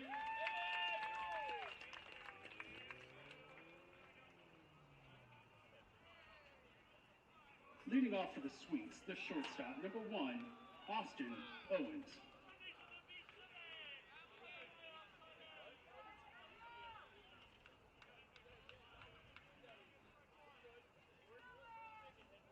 Austin Owens is leading things off as the first pitch from Tristan Ledbetter is outside. 1 ball and no strikes. I got to say, it's fun that we are getting to do Grateful Drifters Night here at the ballpark. Honestly, I'm a deadhead, and that was the reason why we decided to do this promotion this year. 1-0 pitch is in for a strike, 1-1. And the reasoning why is actually I went to a baseball game back in 2019. It was a Eugene Emeralds game, and it was Grateful Dead night at the Eugene Emeralds game, and that was my introduction to Grateful Dead music. 1-1 pitch is popped up out towards the Fowls territory side on the first base side, and it's out of play, 1-2. 3-2 the score. Springfield trailing by 1 here in the top of the 5th inning. But I went to that Eugene Emeralds game, met some merry pranksters there, got introduced to Grateful Dead music, and it changed my life. Went on tour and saw Dead and Company in the summer of 2021. 1-2 pitch, a ground ball to the left side. Backhanded by Villapando, the throw to first base in time. 1 away. And it opened a bigger door in my life, introduced me to new music, new friends, made a lot of great connections throughout the way. Number 17, Huge shout out to Jim from KRVM, who's here tonight, tabling, and he just actually brought me a KRVM hat to the press box. They're here because they have a couple of Grateful Dead shows. Ed K and Downtown Deb doing Grateful Dead shows on KRVM every single week. First pitch in for a strike to Peyton Knowles. A walk and a sacrifice fly so far. Back during my freshman year of college at the University of Oregon, I actually reached out to Ed K. Pitch down low, 1 ball and 1 strike. Ed is actually out at the Oregon Country Fair, getting things ready for this weekend. Oregon Country Fair happening Friday, Saturday, and Sunday. But I remember reaching out to him and saying, hey, I'm interested in maybe hosting a Grateful Dead show someday, as Knowles skies it out towards left field, fielded by Hanson for at number 2. Years later, got to do a partnership with them, and they get to be here tonight, and we are so happy that they are here in attendance, and special thanks to Renee Reagan for throwing out the first pitch and singing the national anthem today as well. You never know where the connections are going to take you, and I've had some great relationships this season because of them. Popped up behind the plate 0-1. In fact, our beer batter sponsor is Dry Pro. No beer batter today, but throughout the season there is a beer batter. But today is Thirsty Thursday, and so Coors Light is half on. And that relationship with Dry Pro actually started 3 years ago, as the pitch is down low to Sam Kane, 1 ball and a strike, because, well, I was sitting on the side of the road out in Sweet Home, Oregon. Met a guy that was wearing a Grateful Dead hat, started a conversation with him, ended up meeting him again at Springfield Greeters. A couple of years later, that guy is named Mike Franklin, and he's the marketing director of Dry Pro, and so we were able to work a partnership this year because of that relationship that we started 3 years ago, just bonding over Grateful Dead music. 2-1, in for a strike, 2-2, and it really is a whole family atmosphere. We got tie-dye out on the concourse, so fans can come into the ballpark and tie-dye their own shirt. 2-2 pitch is fouled back by Kane, 2-2. Also some great tie-dye out there. They already had some pre-made shirts, and it looked pretty dope. Overall has been a well-attended evening. 2-2 pitch up and inside. Ooh, almost hit Kane. 3-2. And hopefully next year we improve it even more. We're hoping to have live music at the ballpark next time. Couldn't get it to work this year, but we do have it working on the 24th. Austin Gilbert from The Voice coming out for Country Night as the 3-2 pitch is above the letters on a breaking ball from Ledbetter. And it's 2-out walk to Sam Kane. 3-2 the score. It's the Sweets with the lead. And it now brings up Troy Osborne. A walk and a fly out so far. Osborne taking a second as he had to shed the catching gear. Special thanks to our sponsor, Summit Bank, Oregon's business bank, with you every step of the way. Speaking of Summit Bank, they're going to be in attendance tomorrow. They're going to have a party deck, and we're looking forward to hosting them at the ballpark tomorrow. So if you want to talk to them, they'll be here, and you can have a conversation with all those fine folks. Pitch down and away, 1 ball and no strikes. But Austin Gilbert from The Voice, a Springfield native. His daughter actually goes to school here at Hamlin Middle School, and he's going to have a post-game concert on the 24th. Pitch is high, now 2 balls and no strikes. Our very first concert here at Hamlin Sports Complex, and hopefully the first of many. Please note that that game on the 24th has been changed to a 5:05 start with the post-game concert afterwards. So a little bit of an early start on that Friday. Pitch in for a strike, 2-1. Springfield, after this weekend series in Corvallis, that will be their first home game. No home games from the 13th through 23rd. Ground ball to the left side, fielded by Villapando. He'll have the short throw to second for the final out. Well, no runs, no hits, no errors, and no one left stranded. We head to the bottom of the 5th, halfway through the game. The score is 3-2 in favor of Walla Walla here on the Drifters Streaming Network. All of our Drifters Helping Kids sponsors, including NACE, North Coast Electric, and FPW. This season.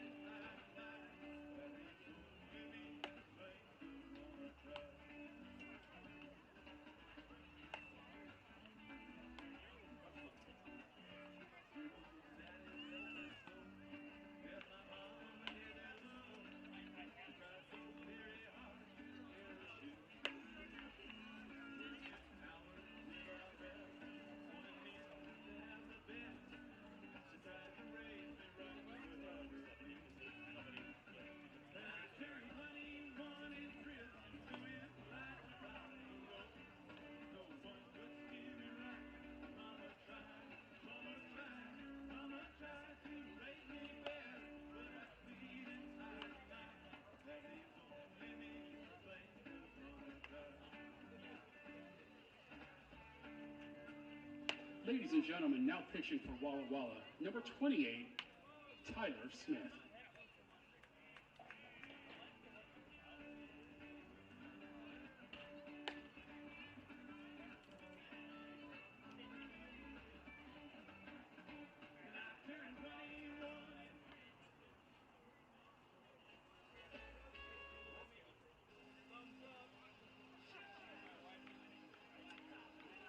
Leading off for the Drifters in the bottom of the 5th inning, the shortstop, number 41, Nick Jamino.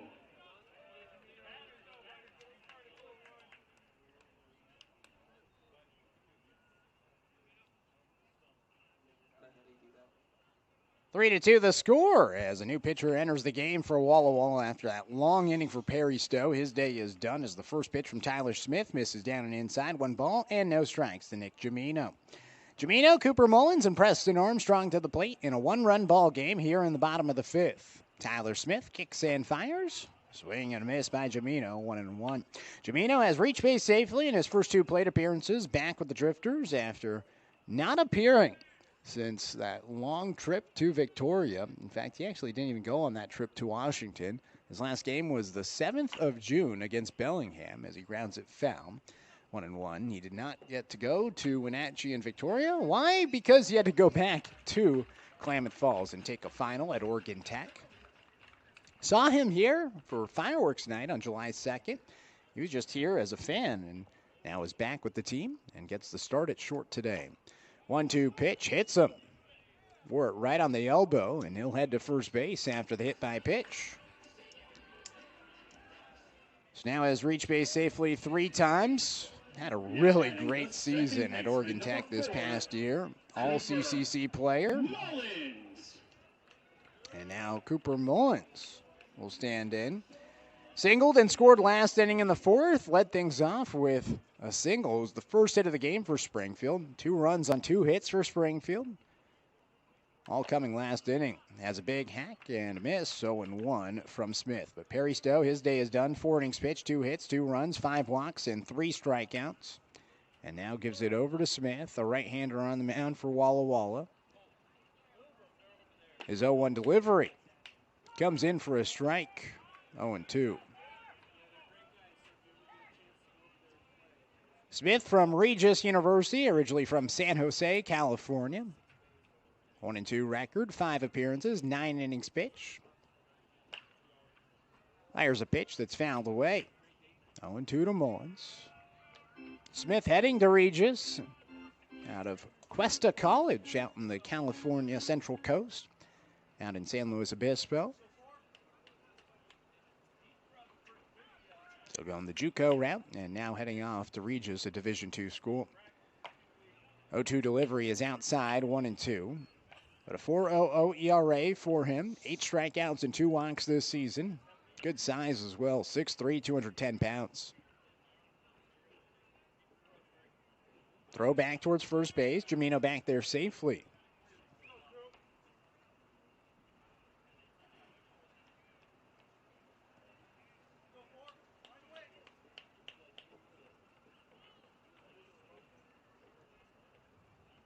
The 1-2. Cut on and miss. A strikeout for Smith, and Mullins goes down swinging. First out is recorded in this 3-2 ball game. Preston Armstrong to the plate. 2 walks for Armstrong. He came in to score last inning in the 4th. It's a rubber match today on this Thursday. Again, Springfield has not won a rubber match all season long. An opportunity to win a game here today.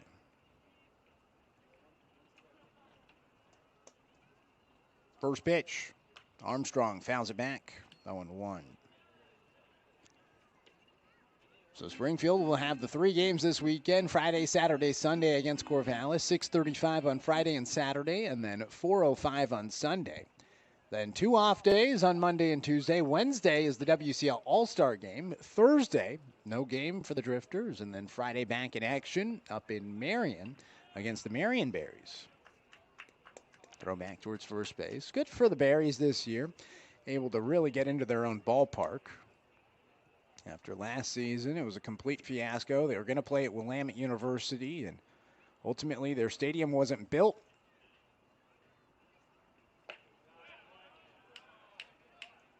Pitch misses, 1 ball and 1 strike.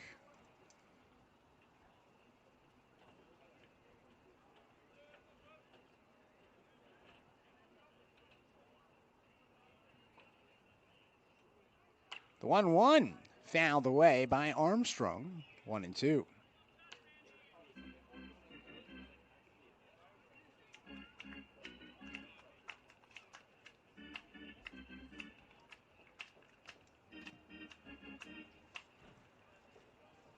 So 1 ball and 2 strikes to Preston Armstrong.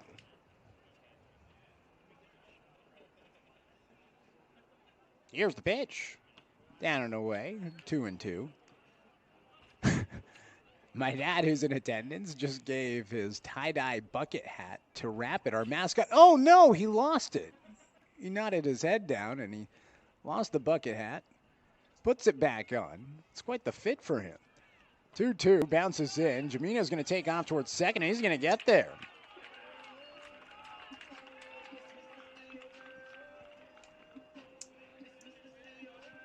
Rapid's wearing a white jersey. We got to tie-dye that. That'd be cool to get Rapid a tie-dye shirt.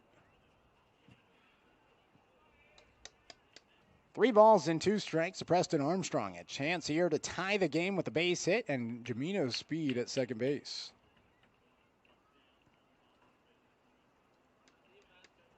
Payoff pitch. Fouled back. Staying alive is Armstrong. Couple of transactions. Peyton Tyner not on the roster for the remainder of the summer. Shut himself down after dealing with a little bit of a quad issue. But do have some exciting news about him. Just committed to Louisiana State Shreveport, an NAIA powerhouse. 3-2. Fouled away. In fact, a couple of seasons ago, LSU Shreveport, they went 59-0. That one's foul, unlike coverage. It was incredible. And he's joining that program. Excited for the opportunity. Looks like he might get the chance to start there next season. So congrats to him, a local kid from Marist High School that played 2 seasons at Lane Community College and now going across the country to continue his college baseball career. 3-2 pitch. It's fouled away by Armstrong. And he was having a good summer, too, with the Drifters. Batting just a little bit below 300. Had a home run. And we're sad that, you know, he's not able to give it a go for the remainder of the season, but we're really excited about his future. And he's still going to be around the club this year, training and working on his swing. Saw him today out shagging balls in the outfield during batting practice. 3-2 pitch. Armstrong pops it out towards the first base side and out of play. So 3 balls and 2 strikes with an out and runner at second. Springfield a chance to tie. Walla Walla scored 1 run in the first, 2 in the second, and then 2 runs in the fourth.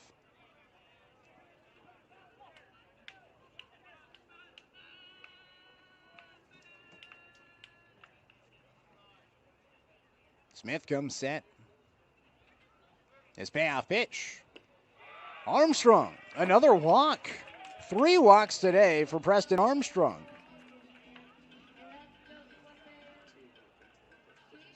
And 2 of them have been 10-plus pitches, according to Ethan Klein, our producer today. Miller. So it brings up Nolan Miller. 2 runners aboard and 1 out. Miller also walked his last time up. That was last inning in the 4th, a strikeout back in the 1st. A chance to give Springfield the lead with an extra base hit, or tie the game with a base hit here.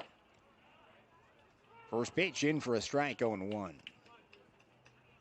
Miller, another local kid, and I think that's the great thing about this Springfield Drifter team is that they get a lot of local products. Nolan Miller, Peyton Tyner, as mentioned. Cooper Mullins, a local kid. Even Aiden Gebhardt, who's from Redmond, spent 2 years at Lane Community College, and then has continued to come back here to the South Willamette Valley. 0-1, it's high, 1 ball and a strike. Griffin Scott, who just got added to the roster, we'll see if we see him today. He was active, and he's heading off to the University of Oregon after 2 seasons, rather 1 season at Lane Community College. Redshirted a first season out at University of Utah in Salt Lake City. So a lot of local products. The 1-1, it's outside, 2 balls and a strike.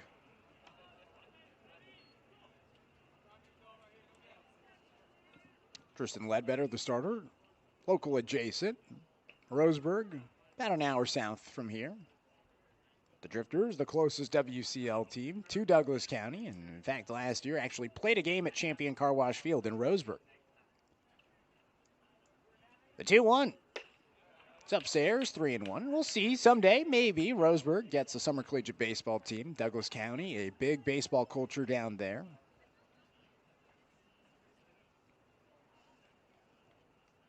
Three balls and a strike.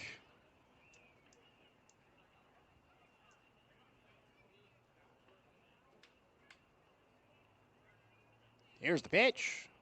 Swing and a miss. 3-2. Count goes full to Millett. And I think that's what Jake Whistler, the head coach of Umpqua Community College and president of the Douglas County Baseball Association, is sort of building. At least ramping up the facilities and getting the city ready to potentially bring in a summer collegiate baseball team. Payoff pitch. Miller fouls it back. He stays alive.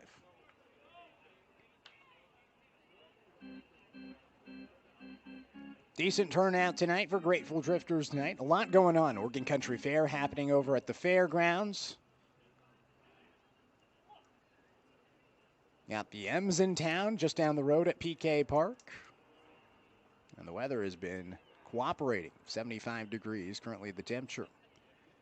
Payoff pitch. Up and inside, and it's another walk to Nolan Miller. So the Drifters load the bases. A hit by pitch and 2 walks have loaded them up for Springfield here in the bottom of the 5th. It's a 3-2 game, and now Corey Keir is going to head out to the mound and have a mound visit with Tyler Smith. Mound visits this season brought to you by St. Vincent de Paul. Visit both of their 2 stores in Springfield today, where you'll find out that St. Vinny's is more than just a thrift store. Also want to give a shout out to Over the River Guide Service. Former Drifter John Over is your certified local fishing guide with a passion for the Mackenzie River and years of experience navigating its waters. You can visit overtherivergs.com to book your trip today. Huge shout out to John. He's taken some of our players out on the Mackenzie River the last few weeks. This past week it was Nolan Miller and Jacob Villapando getting to go out on the Mackenzie River and be true drifters on John's drift boat. And then also 2 weeks ago it was Drew Miller and Colton Perez. The first trip I got to go on. It was me and our head coach, Jeff Lyle, and man, that was fun. Caught a lot of fish. In fact, even Villapando and Miller, I think they caught a combined 22 fish between the 2 of them. John certainly knows what he's doing. He's lived in this area for a long time, knows the ecosystem, knows all the great fishing spots, and if you want to catch a fish, you should hire John. First pitch to Johnny Elliott. Checks and swing, and he goes around 0-1. Elliott, 2 strikeouts today, looking to avoid the sombrero as Smith starts with the strike after the talk with Coach Keir, the head coach at Mount Hood Community College. The 0-1, another check swing by Elliott. Doesn't feel like he's confident with the swing, but he went around once again, 0-2. Coach Keir taking a slow trot out to the bullpen. He's still walking out towards the wall. No balls and 2 strikes. Here's the pitch. It's a fastball high. 89-mile-per-hour heater from Smith. 1-2 to Elliott. Tying run 90 feet away at third base to Nick Gimino. A fly ball to the outfield could score a run. Just need to put it in play. The 1-2. Elliott Rips it to right, and it's foul.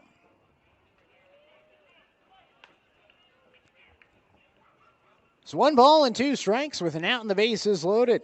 Jamino at third, Armstrong at second, and Miller at first base.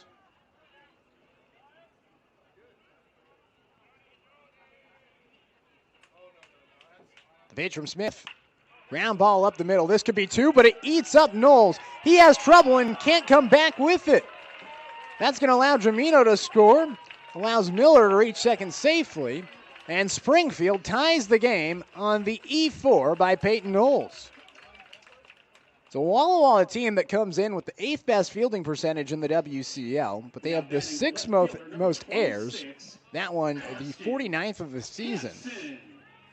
And the bases remain loaded for Karsten Hansen. Elliott at first, Miller at second, and Armstrong at third with 1 out. As the Drifters get a break, as the first pitch is in for a strike, 0-1, and that just proves that if you put the ball in play, you never know what's going to happen. Looked like it was going to be a double play. Instead, it's an error. And Knowles, who got the start at first base the last 2 games, got the start today at second, and it eats him up. The 0-1. Low, 1-1.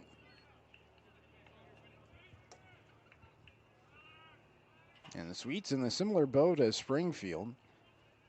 Second to last in the WCL in double plays turned this season.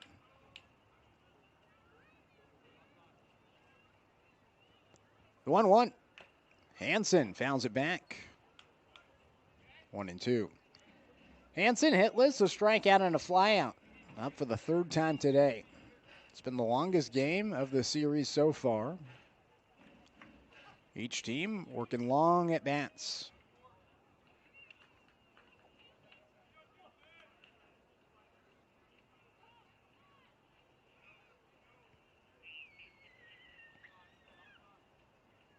The 1-2 pitch. Hansen takes low and inside. Again, 89-mile-per-hour fastball by the right-hander Smith.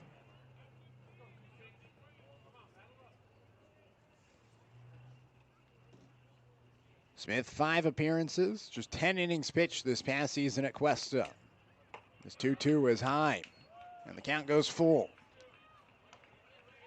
So 3 balls and 2 strikes with the bases loaded. A walk would give Springfield the lead.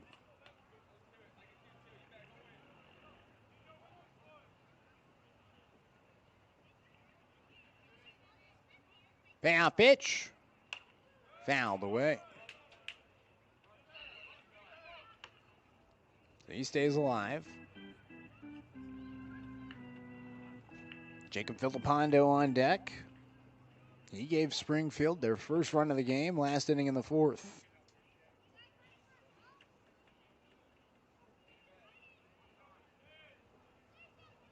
The 3-2.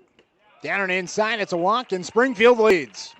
Karsten Hansen, a quality at bat, and the Drifters getting to the Walla Walla pitching staff. As Armstrong comes in to score, Miller goes from second to third, and Elliott from first to second. Springfield has scored 2 runs in this inning, and they have not gotten a hit. As Leo Rivera comes out, and this is going to be a pitching change. So far in this inning with the bases loaded, and now a 1-run game. Nick Jamino led off with a hit by a pitch. Cooper Mullen struck out swinging after that point. A walk to Preston Armstrong, a walk to Nolan Miller. Johnny Elliott reached on an error, and now a walk to Karsten Hansen. It's 4-3, Springfield leading with 1 out and the bases loaded. New pitcher coming in the game. We'll let you know who it is on the other half of this break here on the Drifters Streaming Network.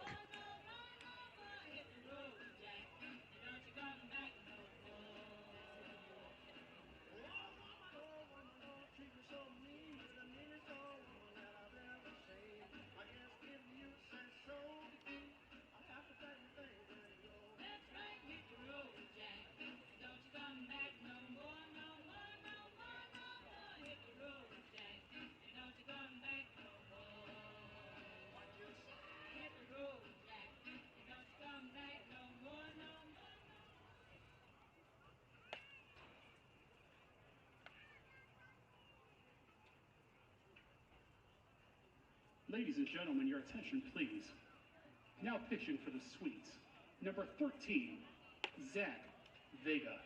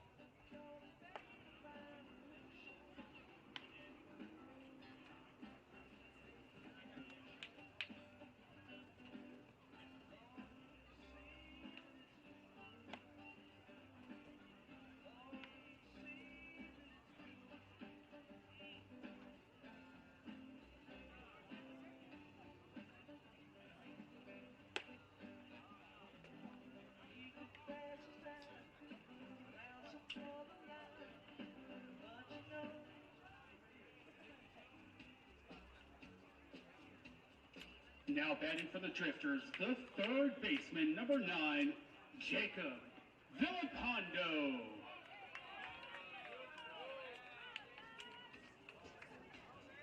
Jacob Villapando to the plate, facing off against Zach Vega, the new pitcher into the game for Walla Walla. He comes in for Tyler Smith, just 1 out recorded, no hits given up, but the bases are loaded after he surrendered 2 runs on 3 walks in a hit by pitch with only 1 strikeout. So bases loaded, 1 out for Villapando. An RBI single his last time up. First pitch to him, way outside. Wow, a great play by Troy Osborne, the catcher for the Walla Walla Sweets, who had to lunge into the left-handed hitter's box to field the 92-mile-per-hour fastball from Vega. 1-0. It's a run-saving play by the catcher, with the Drifters leading 4-3 after 2 runs were scored in the 4th and 2 more so far here in the 5th. Another heater, but it's up and inside. 2 balls and no strikes from Vega. Vega committed to Gonzaga University out of Kennewick, Washington. This is his first appearance of the season for the Sweets. Springfield looking for the win today against Walla Walla to win their 2nd series of the season. The 2-0. Villapando takes below the knees. 3 balls and no strikes, and now Vega is in danger of walking in another run. Again, 2 runs so far on no hits in this inning for Springfield. They have 4 runs today on just 2 hits. Talk about efficiency. The 3-0. This time, right down Broadway, 3-1. Villapando did not offer.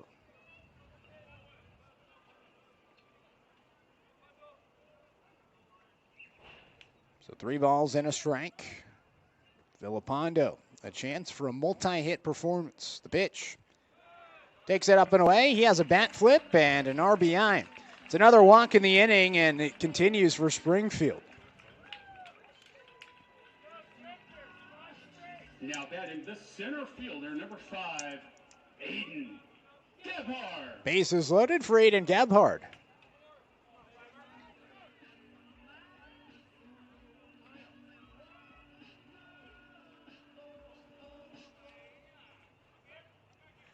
Bases loaded, 1 out. Aiden Gebhardt to the plate. See a comment from Vince saying 41 is local adjacent. Corvallis, you are right. That is local adjacent. As the pitch is outside, 1 ball and no strikes to Gebhardt. I mean, if we're counting Roseburg local adjacent, you could say Corvallis is local adjacent. There is a WCL team in Corvallis, and it is the Knights, and that's who the Drifters are facing the next 3 days, Friday, Saturday, and Sunday. The 1-0. Gebhardt fouls it away out towards the third base side, 1-1.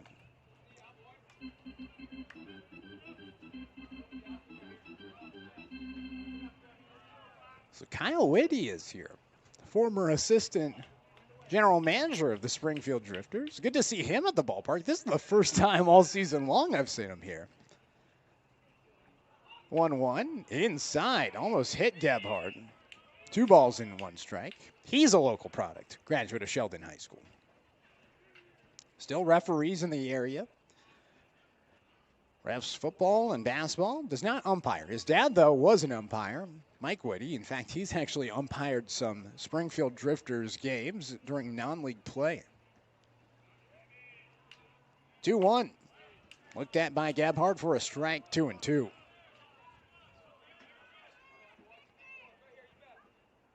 So Vega looking to get back in the zone and avoid walking in another runner. Still 2 balls and 2 strikes. Bases loaded, 1 out for Springfield.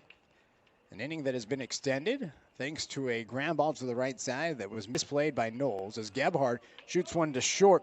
Owens fields, taps on 2 for 1. The throw to first base late. With Gebhardt's speed, he legs it out for a fielder's choice play, and another run comes in for Springfield. It's 6-3.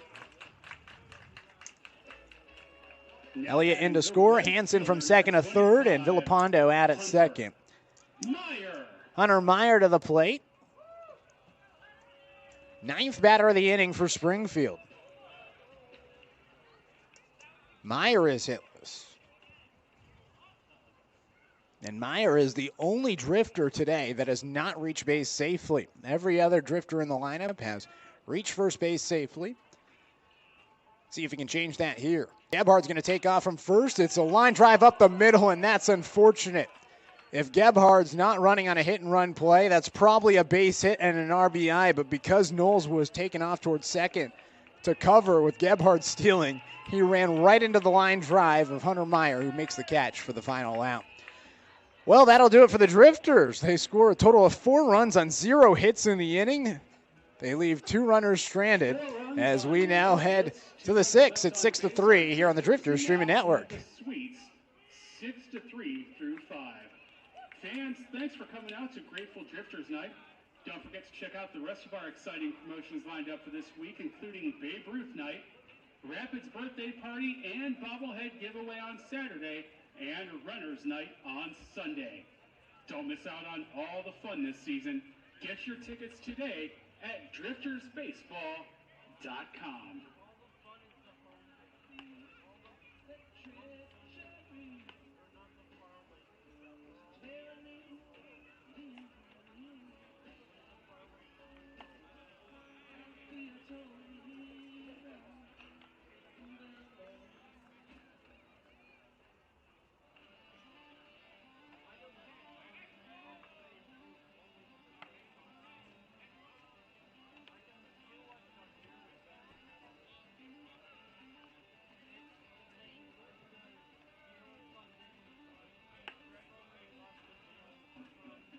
Fans, your attention, please. Now pitching for the Drifters, number 46, Ezra James.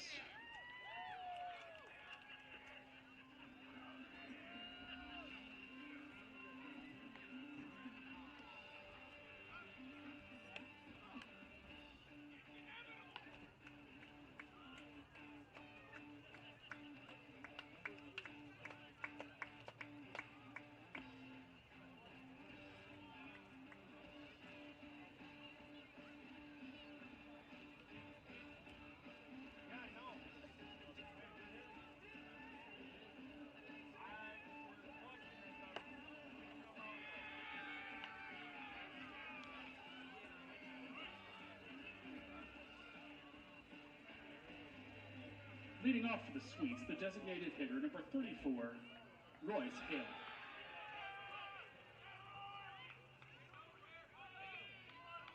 New pitcher in the game for the Springfield Drifters as Ezra James comes in for Tristan Ledbetter. 5 innings pitched, 2 hits, 3 runs given up with 3 walks and no strikeouts.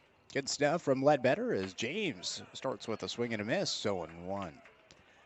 6-3 the score. It's Springfield with the lead in the top of the 6th inning. Another quality start for Tristan Ledbetter. He's in line for the win because Springfield scored 4 runs on no hits in the bottom of the 5th inning. Another swing and a miss. Good stuff from Ezra James as the right-hander from Lincoln City goes to work.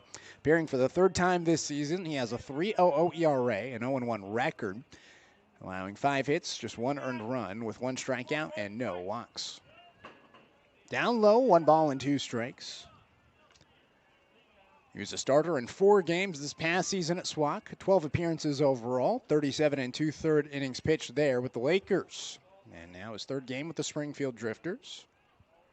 His 1-2 offering. Swing and a miss. He gets Royce Hale to strike out to begin his day.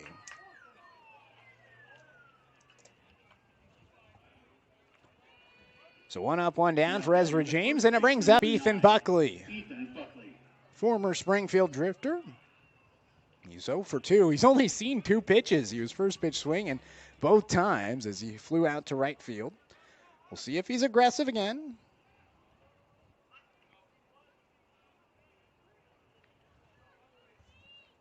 First pitch, bunt shown, and it pulled back, and the pitch misses down and away, 1-0. So he does not swing at the first pitch this time because he sees the ball. You know what's funny? We were asking him about it yesterday because he was first pitch swinging when we made him beer batter 2 days ago on Tuesday. 1-0 pitch is outside, 2-0. And he said, yeah, what do you want me to do? If they're going to throw a strike, I'm going to swing at it. Which is good logic. He said, Karsten Hansen, though, of the Springfield Drifters, that guy takes too many strikes. little bit of chirping before the game. Fun stuff from Buckley. But he's a confident kid, and he has a great story. He's from South Africa. Grew up there. There's no real youth baseball programs in South Africa. And so he had to kind of be a trailblazer as he gets hit by a pitch and will head to first base. So a strikeout and a hit by a pitch. Has an out on the board and a runner at first base as Nate Petz will step to the plate. But grew up a fan of the sport of baseball because of his dad. The two of them would wake up in the morning and all of the MLB games from the previous day would have already been played by the time they woke up in South Africa. And each morning before school, they would watch the highlights of each of the games from the day before. He envisioned himself eventually playing baseball in the United States, and he made it happen. James delivers a pitch for a strike, going 1. He was a part of a club baseball program out in South Africa. And one of the guys that was playing for one of the clubs out in South Africa happened to be from Idaho, a guy out in the Pacific Northwest. 0-1, down and inside, 1 ball and a strike. And so there was a connection made between Buckley and that man. Buckley reached out to him, expressing his interest to come and play college baseball in the United States, and got a hold of the guy that was from Idaho who had since moved back from South Africa, found away by Petz, 1 and 2. And the guy said, you got to start emailing NWAC schools. Email all of them. I'll give you my car. You can have it for 2 weeks, and you need to go on visits. And so Buckley, who literally filmed himself out in a field in South Africa, taking some swings, fielding some ground balls. He contacted these NWAC schools. I think about 12 responded, as this is a ground ball to the left side. Villapando Fields goes at 2 for 1. The throw to first base is late. So just a force out at second. Buckley is retired. And he went on a tour. For 2 weeks, he drove around the Pacific Northwest, toured different NWAC schools, got to Lynn Benton Community College in Albany, and performed well. They gave him a tryout, and they ultimately offered him a spot. Went to Lynn Benton out of South Africa, won 2 NWAC championships there with the Roadrunners, and eventually transferred to Gonzaga, where he became the first ever South African to play Division I college baseball. Pitch comes in for a strike, going 1 to now Kyler Bittner. So a remarkable story for Ethan Buckley, and it's great to see him once again here in the WCL. One of the best guys you'll meet. The 0-1 ripped out towards second. A nice pick by Cooper Mullins on 1 hop, who throws to first to retire Bittner for the final out. Well, 1 left stranded after no hits, no runs, and no errors. Going to the bottom of the 6th. It's 6-3 here on the Drifters Streaming Network. Fans, did you know the Drifters have 3 fireworks nights this season? That's right, 3. Tickets are already going fast for our final fireworks show of the year on August 1st. First pitch is scheduled for 6:35 with fireworks to follow shortly after the game. Don't miss out on your chance to catch the best fireworks show in town. Please note, kids ages 12 and under do not receive free admission to this event.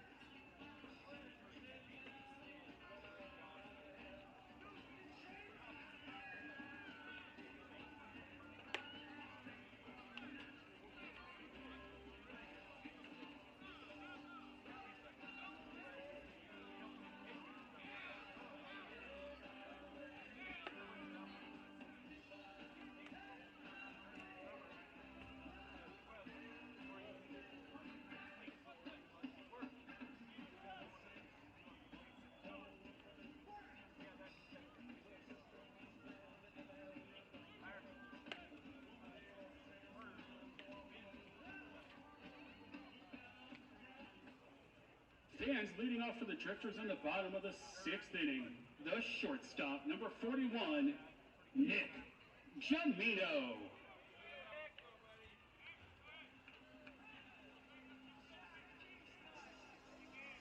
Bottom of the 6th inning, it is 6-3. Springfield with the lead. It's Grateful Drifters night here at the ballpark. A great crowd here tonight. First pitch is high, 1 ball and no strikes. A lot of tie-dye in attendance, and that's what you love to see for a theme night like this. It's been a long game so far, approaching the 2-hour mark as Jamino takes up an inside, 2 balls and no strikes. First 2 games went under 3 hours. This one, the longest so far, as the pitching has allowed a lot of walks and hit by pitches today. If you think about it, 9 combined runs and just 4 combined hits. Pitch inside, 3 balls and no strikes from Vega, who came in last inning and got the final out. Did allow a walk and got an out on a fielder's choice play. The line out to end the inning. Ended the threat for Springfield with runners on the corners, and now a leadoff walk for Nick Jamino. Jamino is 4 for 4 in his return to the Springfield lineup. Couple of walks, a fielder's choice play, and was hit by a pitch. And scored a run as well. So now Cooper Mullins to the plate. Singled and scored back in the 4th. A strikeout and a ground out. Sandwich outside of that. Pitch to Mullins. In for a strike, going 1. Fans didn't agree with that one, but it's well in the zone. 0-1 from the right-hander Vega, again committed to Gonzaga University. Looks into Osborne as catcher. Delivers, and it's grounded up the middle. Knocked down by Vega. Lost his cap in the process, but found the ball and got it over to first base to retire Mullins. A productive out as Jamino advances into scoring position at second. 6-3 the score. It's Springfield with the lead. Looking to hang on in the final 3 frames to pick up their 2nd series win of the season. Started the second half of the season this past weekend at Corvallis. Losses on Friday, Saturday, and Sunday against the Knights. For losing on Tuesday and winning yesterday. It's now 1-4 in the second half of the season as Armstrong takes the pitch high. 1-0. Still a lot of baseball left. Drifters, long ways to go, but still have an opportunity to make the postseason for the first time. Despite having a 10-22 record, there's still the chance that they can win a bunch of games in the second half of the season and be the second half champions. Armstrong takes inside 2-0 and eventually get into the postseason, sneak their way in. If they win today and then win 3 more this weekend against Corvallis, you never know what could happen. This weekend, it's going to be a tough task trying to win against the Knights here at this ballpark. The 2-0 is in for a strike, 2-1. In fact, the Drifters have had more success in Corvallis than they actually have here. All time, the Drifters are 2-10 against the Corvallis Knights at this ballpark. Those 2 wins happened in 2022 during the Drifters' first season. Crazy. 2-1 is inside, 3 balls and a strike. We'll see if they can change course coming up tomorrow. Again, 6:35, first pitch tomorrow. It's going to be our Babe Ruth night. So if you're watching from back home and have a Babe Ruth kiddo, bring them to the ballpark. Free admission for Babe Ruth kids in attendance. The teams are going to be honoring them before the game. 3-1 is outside, and it's a walk. Second walk of the inning. Now batting the first baseman. Armstrong has 3 walks today. We get 4 walks today. A great day. Being patient at the plate.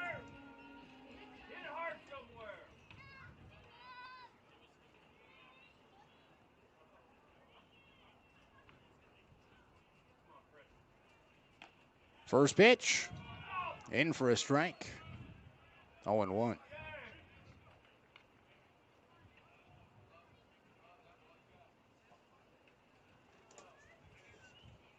So no balls and a strike for Nolan Miller.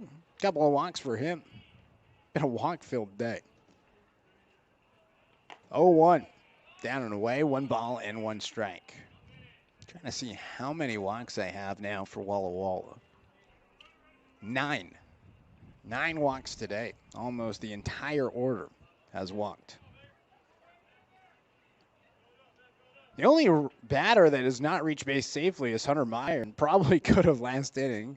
Just an unfortunate hit-and-run situation. The pitch outside, 2 balls and a strike as Hayden Gebhard was taken off towards second, and it allowed Peyton Knowles to make a play on a line drive up the middle because he was covering the second base bag, awaiting the throw from Osborne, who was looking to throw out Gebhard, who was looking for his 17th steal of the season.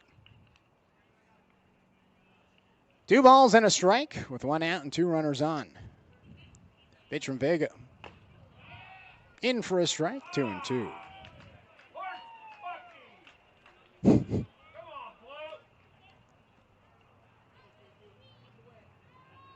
So 2 balls and 2 strikes. Man, fans are getting into it tonight.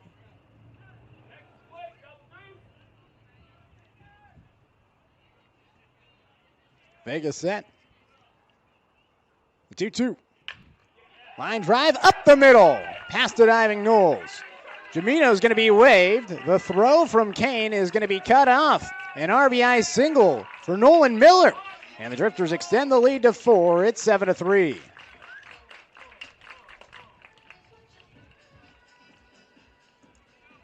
Now batting the designated hitter, number 32, Johnny. Just the 3rd hit of the game for Springfield. They had 2 hits in the 4th. They had no hits through the first 3 frames.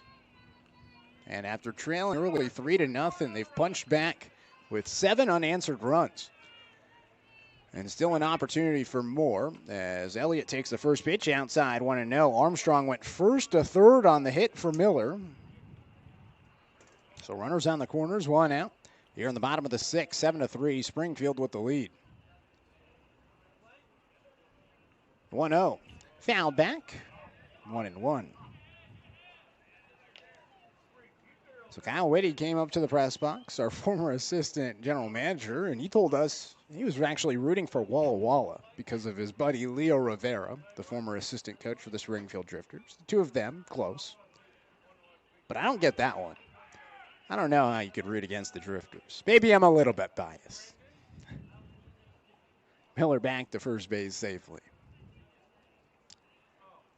I don't know if he's feeling the driftiest today. The 1-1. Elliott takes high. 2-1.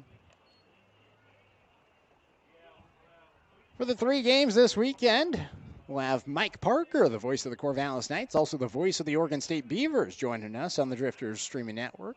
He'll have innings 4, 5, and 6 coming up the next few days as Elliott sends it out towards right field. Over and making the catch is Rogers, tagging at third, and coming in to score is Preston Armstrong as the Drifters make it 8-3 on the sacrifice fly by Johnny Elliott.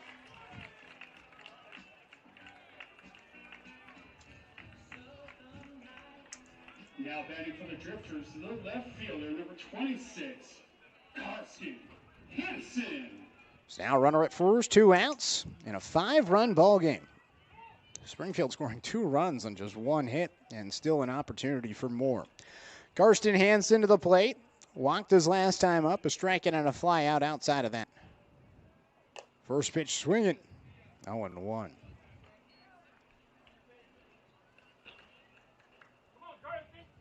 2 runs in the 4th, 4 in the 5th, and now 2 in the 6th for Springfield. A good day for the Drifters. The 0-1, cut on and miss, 0-2.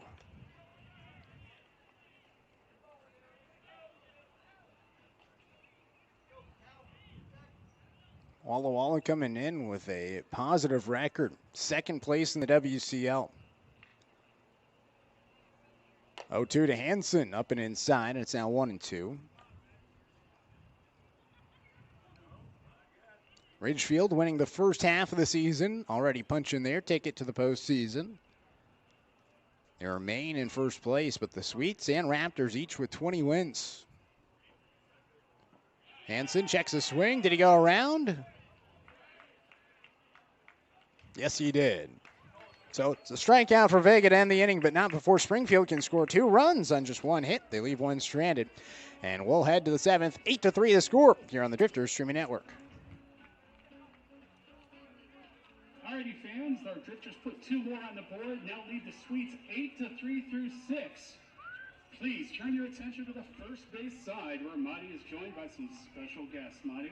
Thanks, Jerry. I'm down here with my friends Ben and Nora. And for our last game on Grateful Drifters Night, we're going to be doing some Grateful Dead trivia. They're going to be working together. If they can get 2 out of 3 questions right, they're going home with a prize. Are you guys ready? They are ready. My first question is going to be, what was the Grateful Dead's original name? That is correct. It was the Warlocks. All right, here's the second one. What is the only Grateful Dead song to reach the top 10 in the Billboard Hot 100 chart? It happened in 1987. Touch of Breath. That is correct. That's a win. Now let's go for the clean sweep. The Grateful Dead have had 5 keyboard players. Which of these names was one of them? Jerry Jenkins, Ron McKernan, or Terrence McShaw?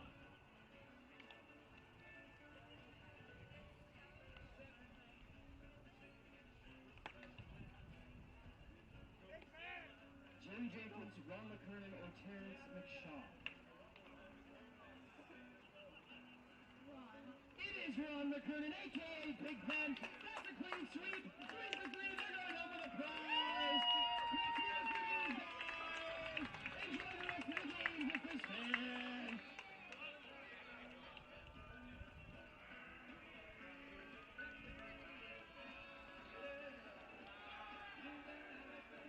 Leading off the top of the 7th inning for the Sweets, the right fielder, number 7, Cole Rogers.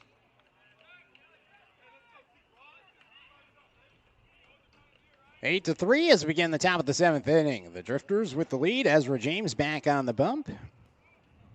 Good stuff from James last inning, and now the right-hander will come to the plate with a first pitch strike to Cole Rogers, 0-1. Rogers, Austin Owens, and Peyton Knowles due up for the Walla Walla Sweets. We're trailing by 5. No balls and a strike from James, the right-hander, a graduate of Taft High School out on the coast in Lincoln City. Rogers fouls it away. Protecting you from life's unexpected hits. Another foul ball, again brought to you by Monica Smith Agency, American Family Insurance.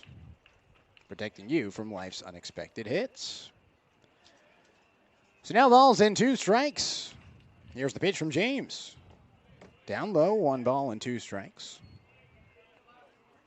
Also want to give a special shout out to Sub, Springfield Utility Board. Made our drone show night super special. Gave out some sunglasses that night. It was fun having the drone show here. Over 1,300 fans in attendance for that one. 1-2, it's grounded into the dugout of the Sweets. Staying alive is Rogers.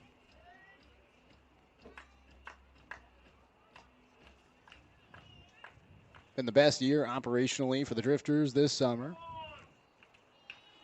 A lot of great merchandise, too. A couple of new hats added to the fold this weekend. 1-2 is outside, 2 balls and 2 strikes. Got a couple of those caps myself. Looking forward to rocking them around the ballpark this summer. So many great options. I will say that's the one thing I'm proud of, just looking around the ballpark today, seeing how many fans are actually wearing Drifters gear. We have fans that really are passionate about this team. 2-2 pitch, a swing and a miss. It's the second strikeout for Ezra James. 1 away.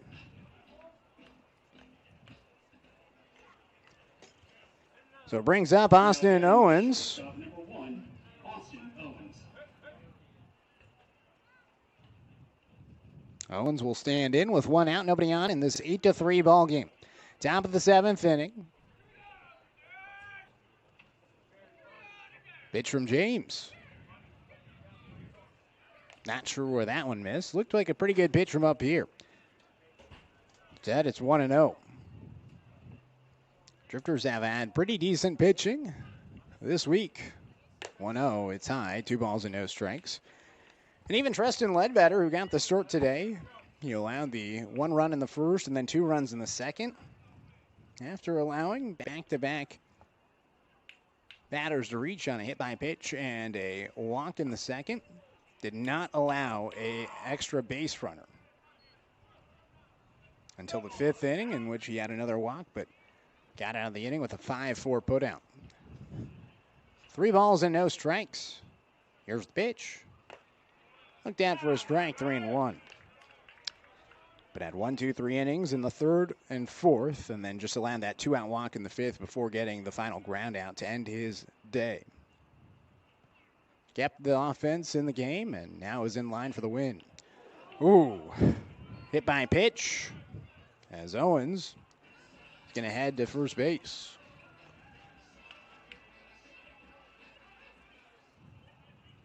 Now batting the second baseman, number 17, Peyton Knowles. So Peyton Knowles will come to the plate after the hit by pitch by Owens. Turns over the lineup. Now the 4th time through for Walla Walla. 8-3 the score. It's the Drifters with the lead. Pitch from James. Looked at for a strike. 0-1.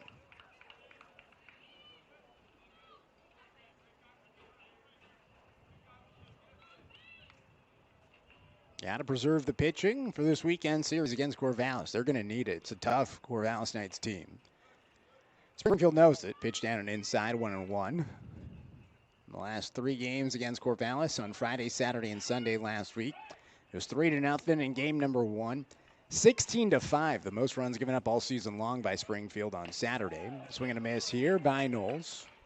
1-2. And then Sunday, 8-6 was the final for that one.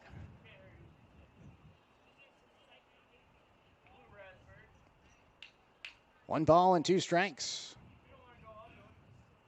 Here's the pitch. Ground ball, foul. Knowles stays alive.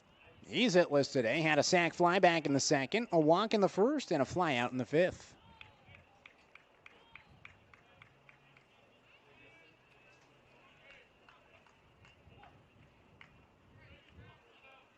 James peeks back towards first and comes set. His 1-2 offering. Knowles takes it down and inside. Now 2 balls and 2 strikes.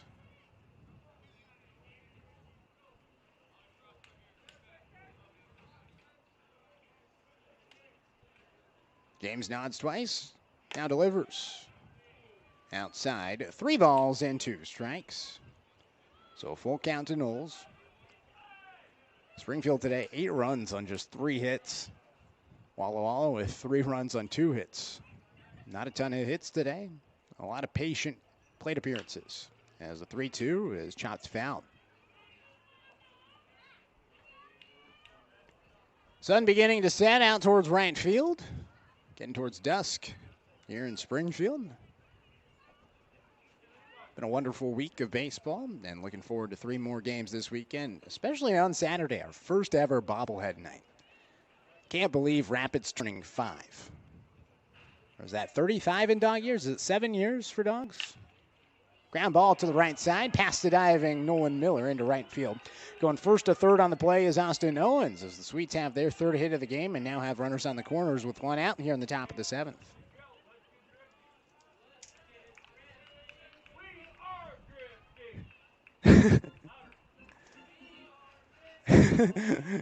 Some fans looking to start a chant. Gotta respect it. So it brings up Sam Kane with runners on the corners and 1 out in this 8-3 ball game.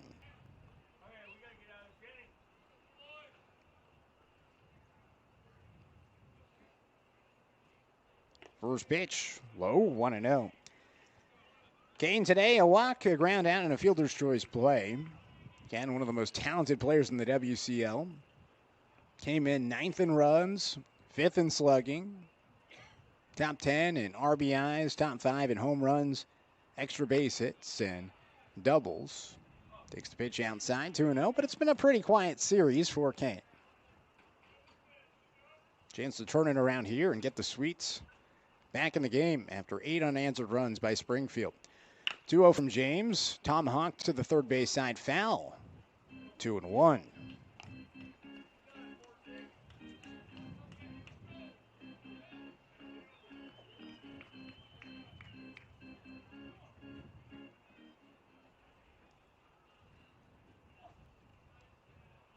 Doesn't look like a ton of movement in the Drifters bullpen right now. They're letting James run with it. It's 2-1. Foul back. 2-2. So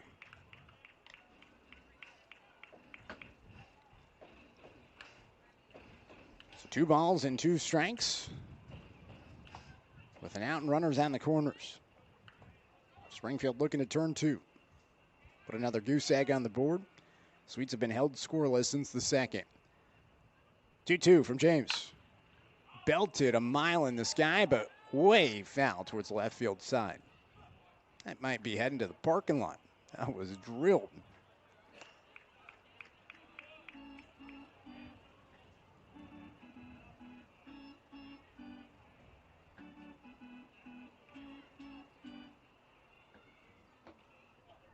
.93 off the bat, 327 to left field.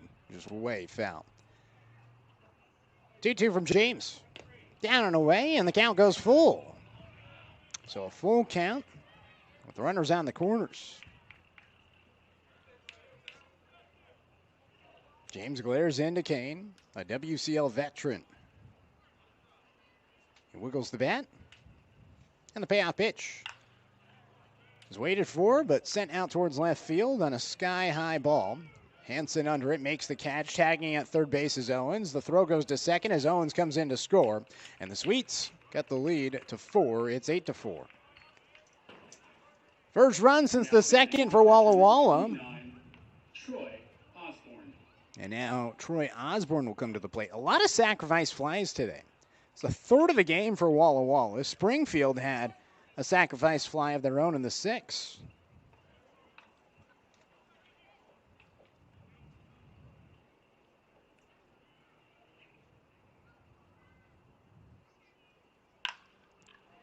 This one is lifted out towards left field. Hansen back to the track, and he makes the catch to retire Osborne for the final out. Well, it's time to stretch in Springfield. It's 8-4 here on the Drifters Streaming Network. All right, fans, it's about that time. Get on your feet, get a little drifty. It's time for the 7th inning stretch.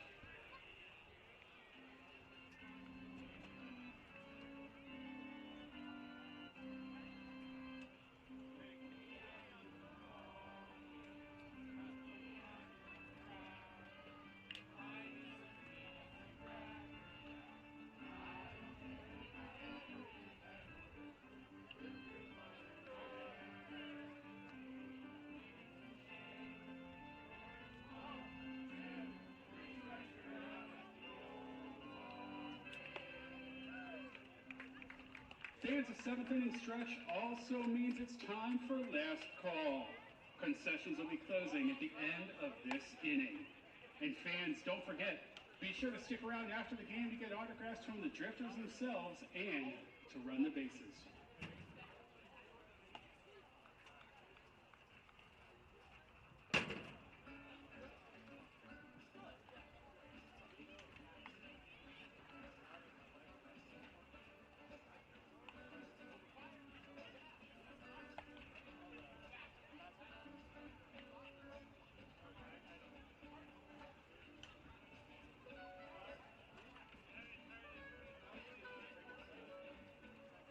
Fans, your attention, please.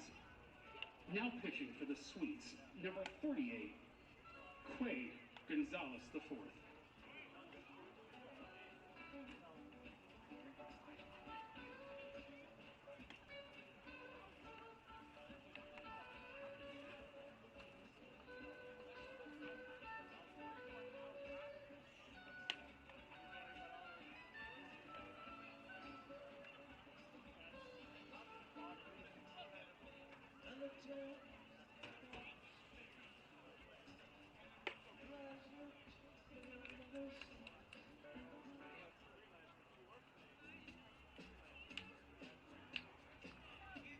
Leading off for the Drifters in the bottom of the 7th inning, the third baseman, number 9, Jacob Villapando.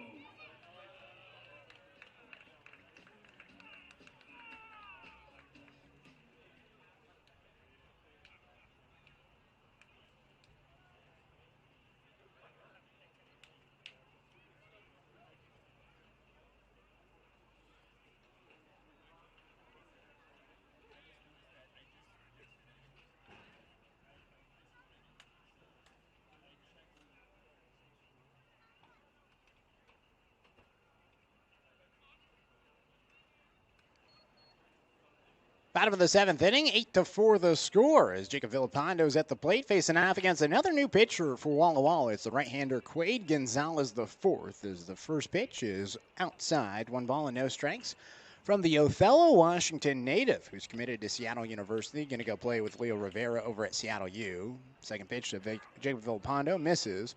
2 balls and no strikes. Ground out, a single. And a walk so far for Villapando. The 2 RBI day as he takes the pitch down inside. 3 balls and no strikes.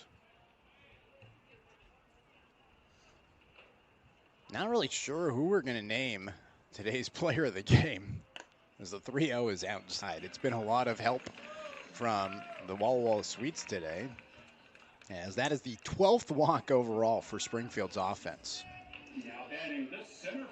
And that's something that head coach Jeff Lyle talked about after the loss in game number 1, that you don't have to swing early. You don't have to swing at the first pitch all the time. You can take your time. Be patient at the plate, and it's certainly paying off right here in game number 3 of this series. Here's Aiden Gebhard, who takes the first pitch for a strike, 0-1. Zach Vega, an inning and 2/3 with a hit, 2 runs, 2 walks, and a strikeout. No balls and a strike. Gonzalez looks over to first, and now comes set. His Walla Walla Sweets debut. As he misses up and away. Now 1 ball and 1 strike.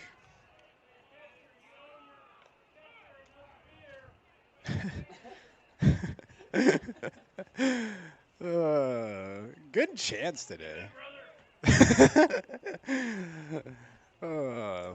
think that's the best part of having a little bit of a lighter crowd, is just the chirps a little bit louder.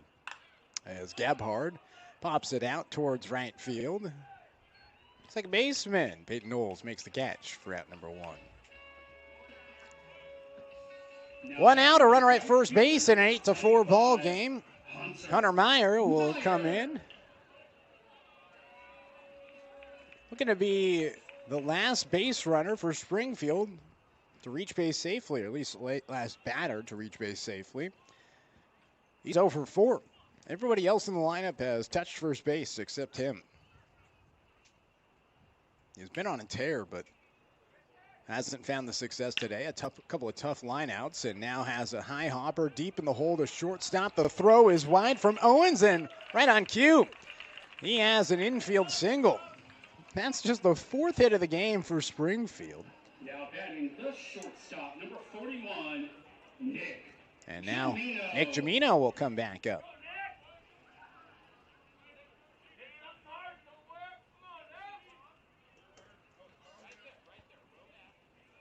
So the bottom of the 7th, 8-4 the score. Runners at first and second. Villapando at second. And Meyer at first. First pitch should be Jamino. It's inside. 1 ball and no strikes. Jamino, a walk, a fielder's choice play, a hit by pitch, and a walk. So he's reached base safely 4 times. Looking to remain perfect.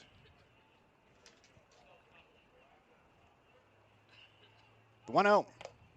It's inside. 2 balls and no strikes.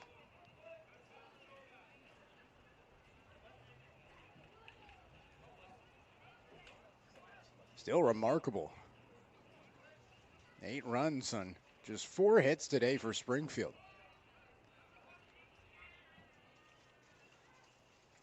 Quade takes his time and now comes set. The right-hander from Othello looks back towards second. Now to Osborne. Back to second. Now back to the battery. Pitch. Low. 3-0. And you got to wonder if Walla Walla is in the same situation as Springfield. Getting to the middle portion of the season and seeing some of their pitchers depart. They used some pretty big arms in game number 1. And today their starter Perry Stowe, an all-star, only could go 4 innings, got the pitch count up in the 4th inning.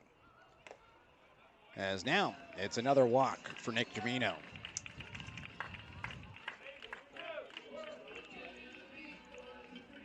It's the 3rd walk of the game for Jamino. And now Cooper Mullins will come back up. Bases back to being loaded for Springfield. several times today with the bases loaded. Let's see if Mr. Drifter can come through once again for Springfield.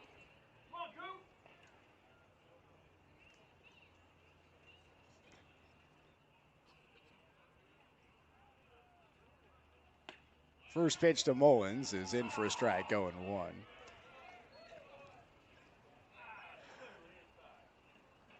So bases loaded, one out for Cooper Mullins, who had a single back in the fourth, came in to score after leading off that inning with the first hit for Springfield all game.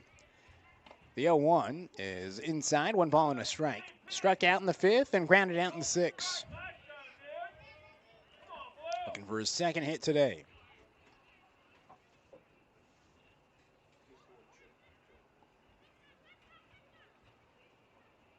The 1-1.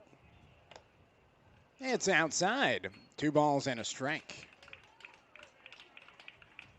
Springfield had a couple of bases loaded walks in the fifth inning. That was a part of that inning in which they scored. Total of 4 runs on no hits. 2-1. Mullins rips it to right field, and it's down for a base hit. That'll score 1. Meyer is held up at third, and it's 9-4 Springfield. A late stop sign for Dominic Graziano. Meyer wanted to take off towards home plate, but the bases remain loaded as the 5th hit of the game for Springfield brings in the 9th run, and the lead is back to 5. It's 9-4. So Villapando in to score, Meyer to third, Jamino to second. Bases still loaded, 1 out for Preston Armstrong. And now time is called as Gonzalez gets back on the mound. With the bases loaded, he's going to go out of the windup here. First pitch, Armstrong takes inside 1-0. And how about Preston Armstrong at the plate today? 4 walks and starts with a 1-0 count. Despite what's happened in this inning so far, still no movement in the Walla Walla Sweets bullpen. It's been brutal for them today.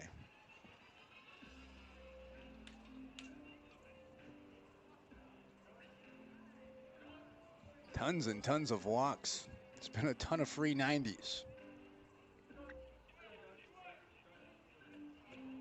13 walks allowed by the pitching staff,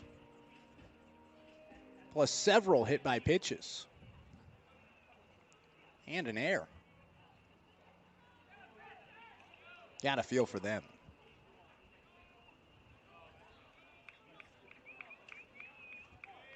Drifters today hitting just 2 for 10 with runners on. But they've put up 9 runs. 1-0. Armstrong swings and misses. 1-1.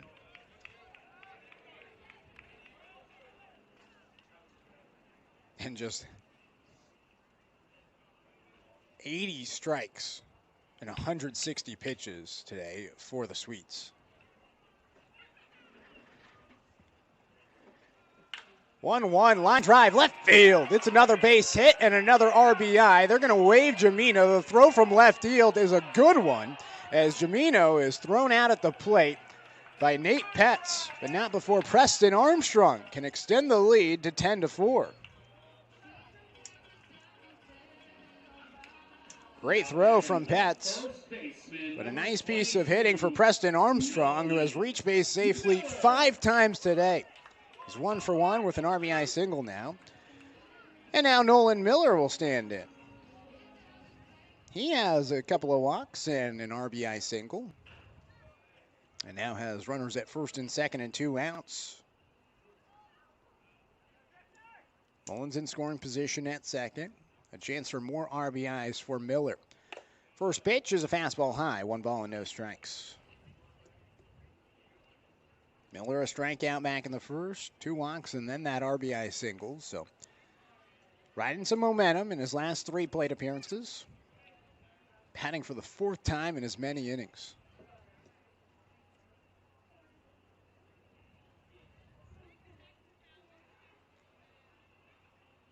Here's the 1-0. Swing and a miss. 1-1.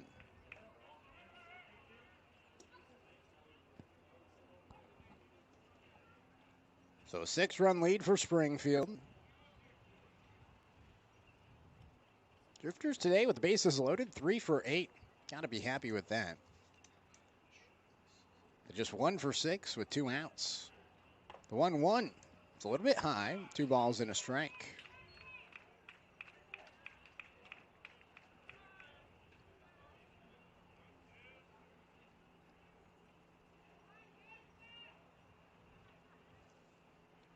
Miller, the Sheldon High School graduate, heading into his 3rd season at University of Portland. This past year, a breakout season for the young pilot.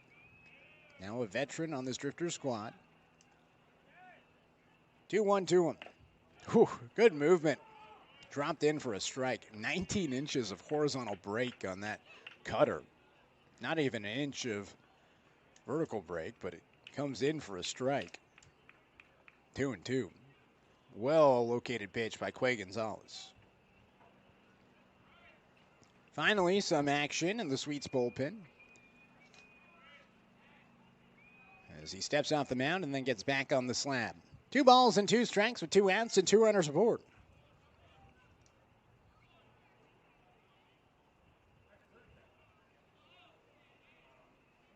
The pitch inside, and the count goes full.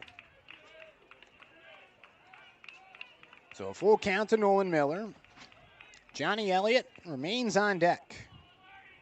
All 9 batters have reached base safely today. Miller looking to reach base safely for the 3rd time.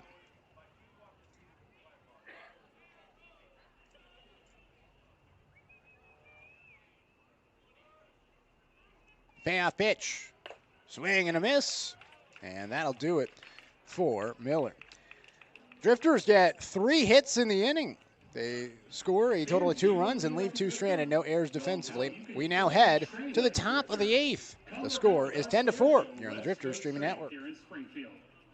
West Coast Strength is our workout partner, and now they could be yours as well. Visit them at their Eugene and Springfield locations, and who knows, one day with a little bit of work, you could be on the field with our Drifters.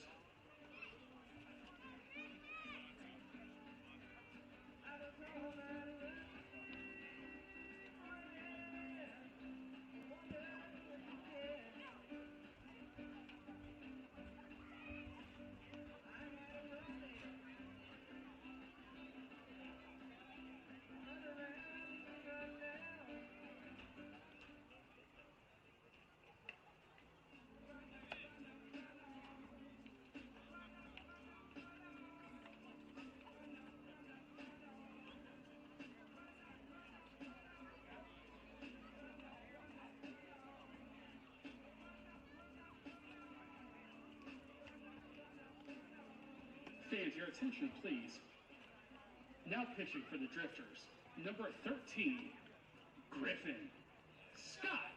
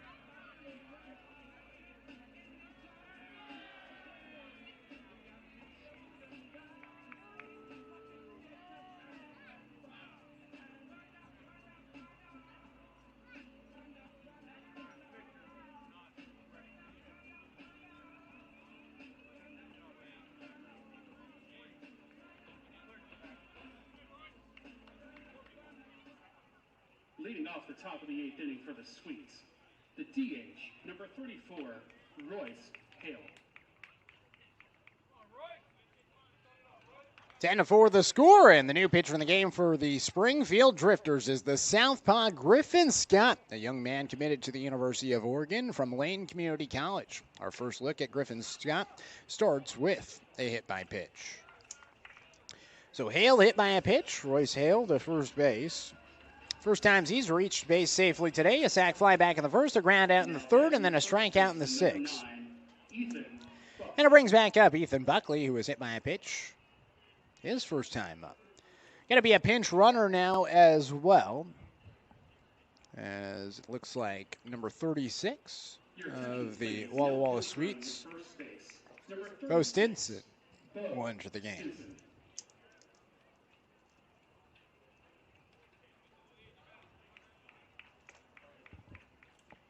So Stinson to first base, Buckley to the dish. And Scott, who was a first-team NWAC South player from Lane Community College, a phenomenal season at Lane, fires a first-pitch ball, 1-0. He went 9-3 at Lane with a 2.09 ERA across 73 and a third innings, with 70 strikeouts, just 33 walks, just 17 earned runs on the season. My goodness. 1-0 pitch from the left-hander. Just misses the low outside corner, 2-0. He's originally from Portland, graduate of Ida B. Wells High School. Attended the University of Utah for his freshman season in 2025 and then transferred to Lane after redshirting with the Utes. 2-0 pitch is up and away, 91-mile-per-hour fastball, but again has struggled to locate the zone, 3-0. He was ranked as the 7th overall player in Oregon during his senior year, a graduate in 2024 from Wells. 3-0. Looked at for a strike as he's able to connect with the low outside corner. Buckley didn't know where it hit, but he asked if it found the low outside corner, and it did, according to Jacob Fisher, the home plate umpire. Scott looks over to first and now fires that way. Plays catch with Nolan Miller. Back to first base is Stinson.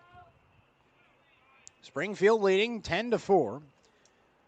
2 runs in the fourth, 4 in the fifth, and then 2 more in the 6th and 7th inning. Sweets just answering with one of their own in the top of the 7th. Scott to the plate and delivers a pitch for a strike. The count goes full despite it popping free from Armstrong's mitt. So 3 balls and 2 strikes to Buckley. The former Drifter could be his final at bat here at Hamlin Sports Complex. Payoff pitch. Buckley chops it to the right side. Mullins field spins. The throw to first in time. Cooper Mullins have a day defensively.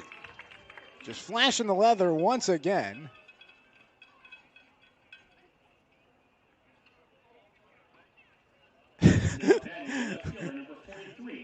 Monty Teddy, who's our on-field MC, kind of mocking Ethan Buckley's batting stance as he heads back into the dugout. Stinson ends up at second base. So 1 out after the 4-3 ground out. Nate Petz to the plate, reached on a fielder's choice play his last time up. Singled and scored back in the second, a pop-up in the 4th. Scott steps off the mound, looks back towards second, and still awaiting the first pitch is Petz. Kyler Bittner coming up on deck for the Sweets as they look to strike within distance of Springfield here in the 8th. Scott comes to the plate with a strike, 0-1. Scott last year pitched 1 game for the Portland Pickles. It was in a non-league game versus the Gresham Grey Wolves, and then through 1 scoreless inning, allowing just 1 hit and striking out 2 of the 4 batters he faced. And then he spent the rest of the summer playing Legion Baseball with the Portland Barbers, AAA Legion Baseball team. And what a year it was for them. His 0-1. Hit over a second. Mullins fields. No play at second base as he had to try to beat Stinson to the bag with Jamino playing a little bit away from the bag. But Mullins catches the line drive. Makes another nice defensive play, and now Kyler Bittner will come to the plate.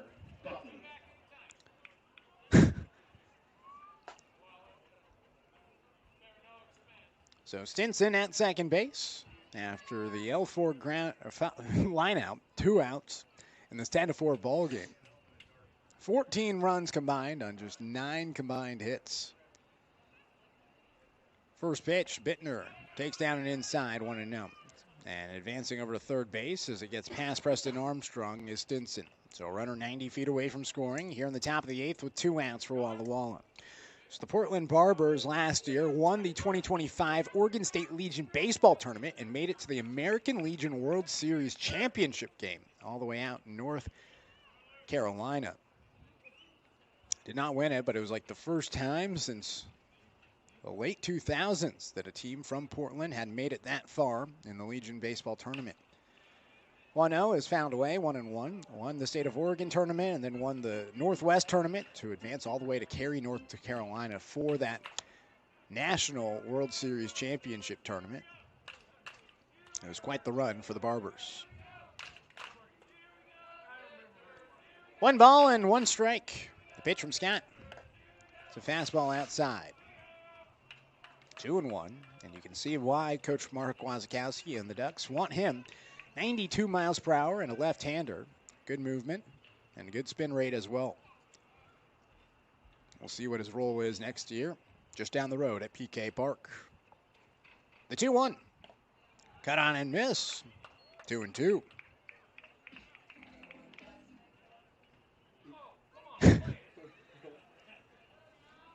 So 2 balls and 2 strikes.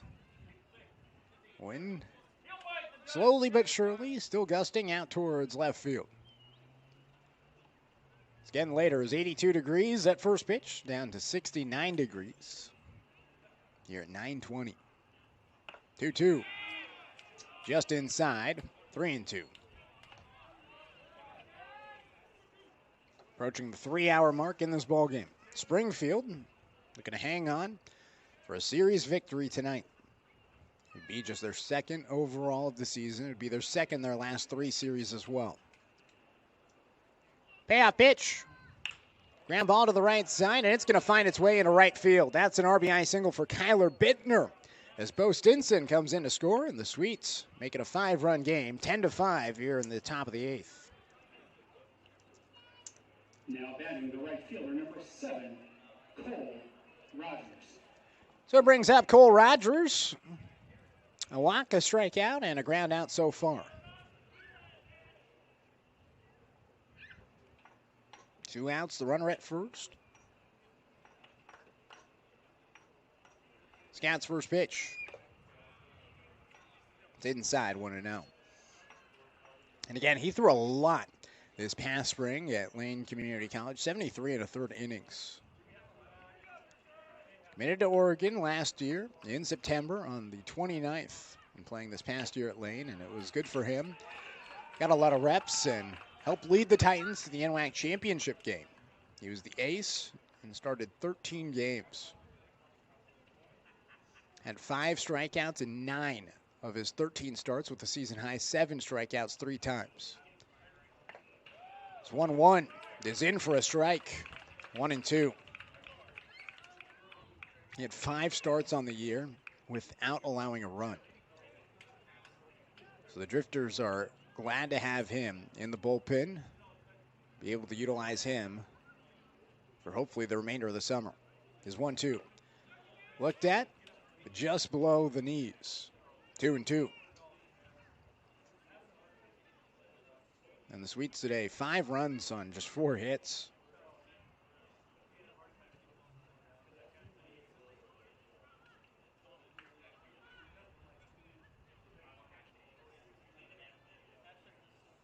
The 2-2. Chopper to the left side. Diving play by Villapando. On his feet. The throw to first base as Miller had to come off the bag. Valiant effort for Villapando.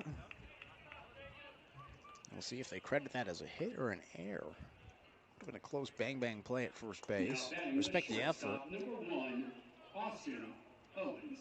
And now Austin Owens will come to the plate as the inning continues. So 2 runners on, 2 outs.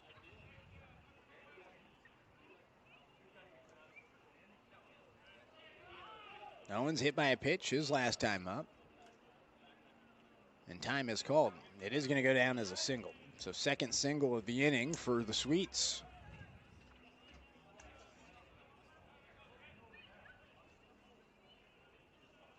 Five hits now for Walla Walla.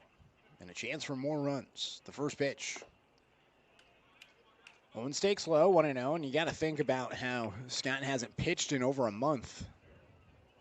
For a lot of guys, like his teammate, Austin Takahashi and Peyton Tyner, they jumped right into summer ball after lane season ended. 1-0 pitch, in for a strike, 1-1. In fact, they played in the NWAC championship game on a Monday, and the Drifters started their season on a Friday. They were at practice a day later.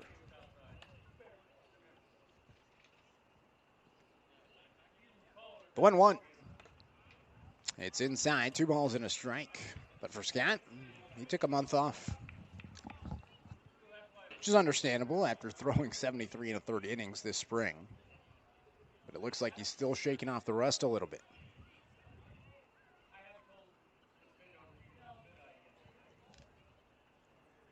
The 2-1. Broken bat out towards second, and Mullins makes the catch. Phenomenal inning defensively for Cooper Mullins as he records all 3 outs himself. The Sweets score 1 on 2 hits in the inning. We now head to the bottom of the 8th inning. It is 10-5 Springfield, a chance for extra insurance here on the Drifters Streaming Network. North entrance and be a part of the Drifters crew for the 2026 season. With a great selection of styles and sizes, you're sure to find the perfect gear for the entire family to look and stay drifty.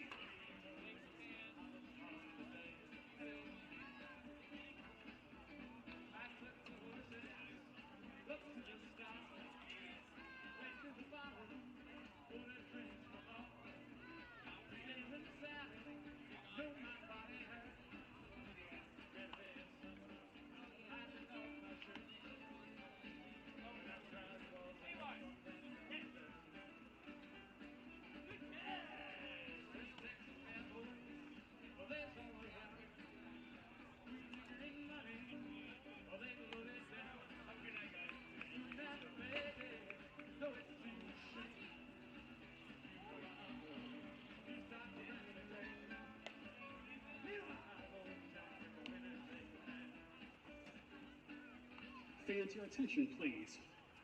Now pitching for the Sweets, number 30, Owen Godinez.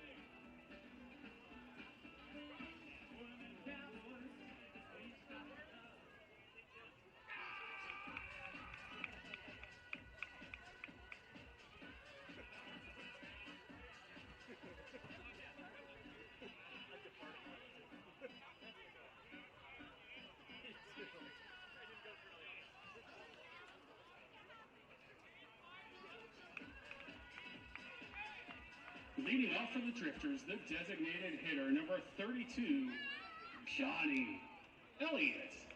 Johnny Elliott, Kirsten Hansen, and Jacob Villapando, batters 6, 7, and 8, due up for the Drifters, facing off against a new pitcher, Owen Godinez, a left-hander from Walla Walla, Washington, who plays in Walla Walla at Whitman College.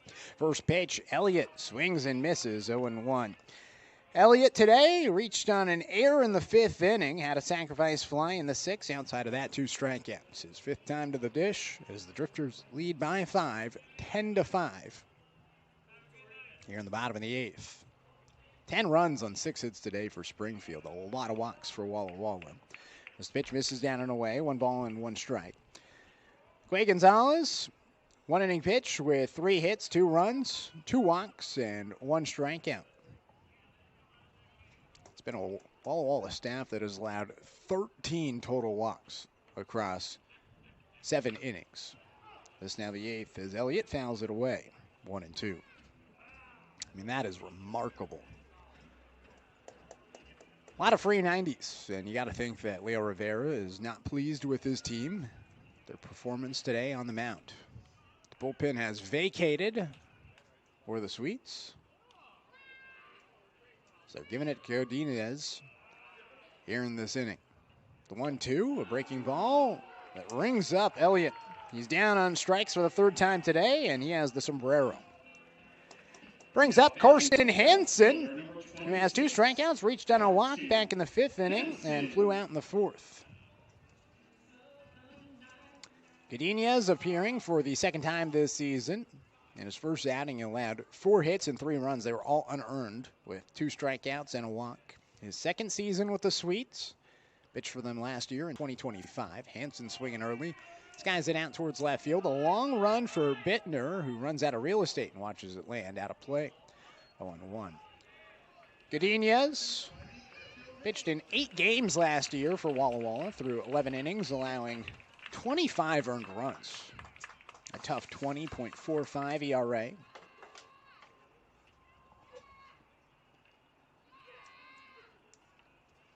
And then went on to Whitman and finished with the 12.00 ERA with 9 appearances, 6 innings pitch, 8 earned runs on 7 hits with 12 walks and 6 strikeouts. Former starting quarterback at Walla Walla High School, graduated in 2025 and now back with the Sweets for a 2nd season. The 0-1 hits Hansen.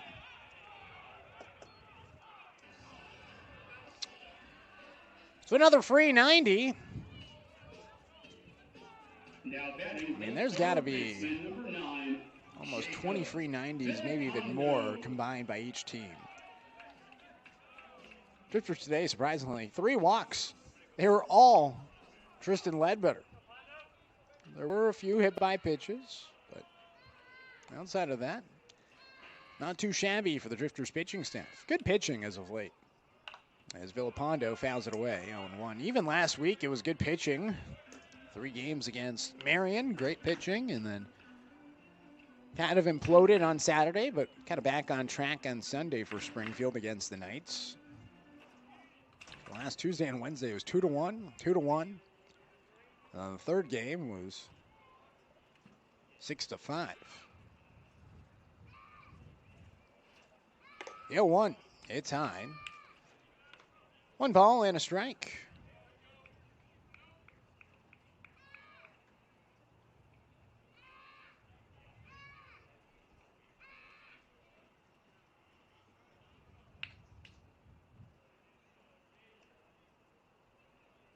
Godinez looks over to first a couple of times, delivers a pitch to Villapando, who fouls it off. It's 1 ball and 2 strikes. Hansen was taken off on the pitch. Villapando, he had 2 walks today, 2 RBIs, a single. Decent day for him.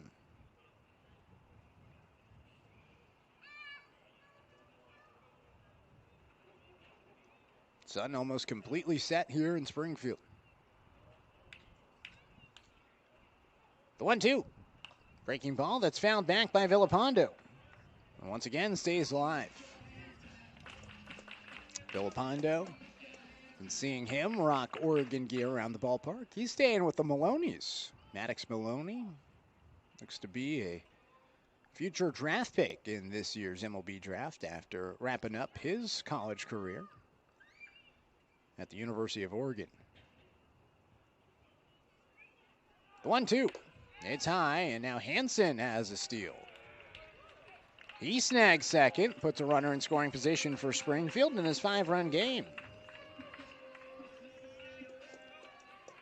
It's now 2 balls and 2 strikes as Villapando has an opportunity for a 3rd RBI today.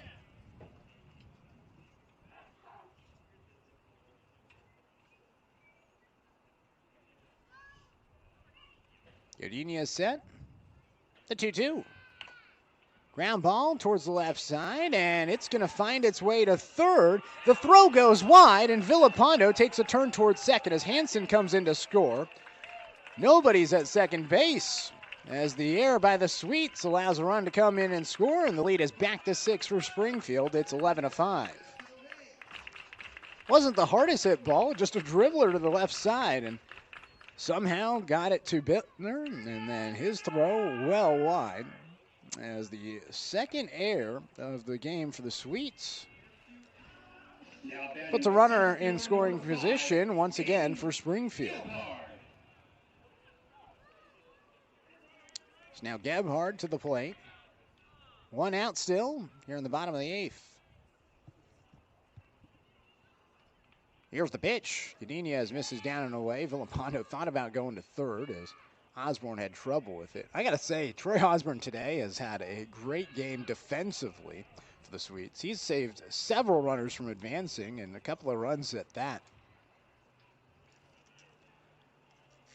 Now 1 ball and no strikes. Dayton Gebhard.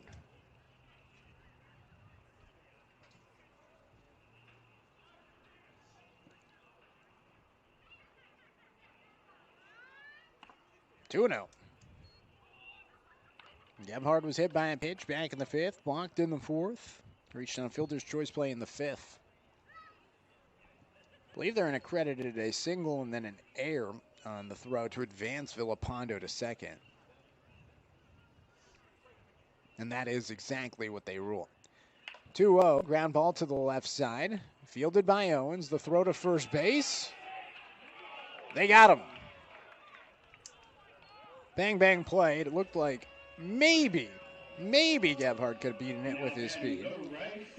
But instead, it's an out on the 6-3 ground out, and it's still 11-5 with runner in scoring position at second.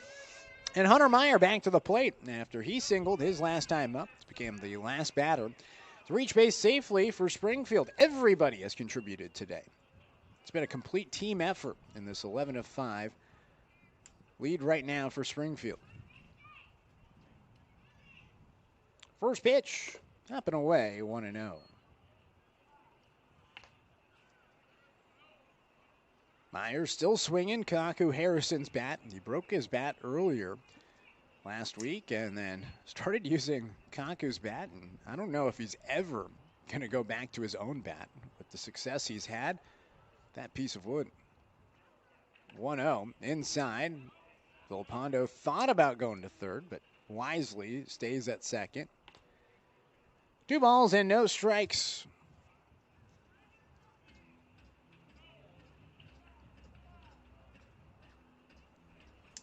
Meyer back in the box. So the Sweets facing off against the Drifters. Currently in last place are Springfield. And this was a series that the Sweets were looking for a sweep. Try to catch Ridgefield for first place in the WCL South standings. Pitch down and away. 3-0 to Meyer. Just looking at the standings once again. The Raptors at 20-12. The Sweets at 20-15. Corvallis starting to catch up. They're at 17-15 after a tough first half of the season. Yakima Valley at 16-16. The Pickles at 14-15. Berries and Bend Elks just ahead of Springfield as the 3-0 is called to strike at the knees, 3-1. Portland below 500 at 14-15. The Berries at 13-19 and Bend at 12-18. Looking at the north, it's the Wenatchee Apple Sucks, who Springfield, what a game against. They're 24-9 on the season. Kelowna's 21-12 with Bellingham at 20-13. So Springfield, how about them? A couple of wins against top 3 teams in the WCL North. Bouncing ball towards the left side. It's a high hopper, and Owens has no play to first. He went to third, and Villapando's there safely. 2 hits now for Hunter Meyer. After starting 0 for 4, he's now 2 for 6. Number 41, Nick Jamino. And now Nick Jamino will stand in.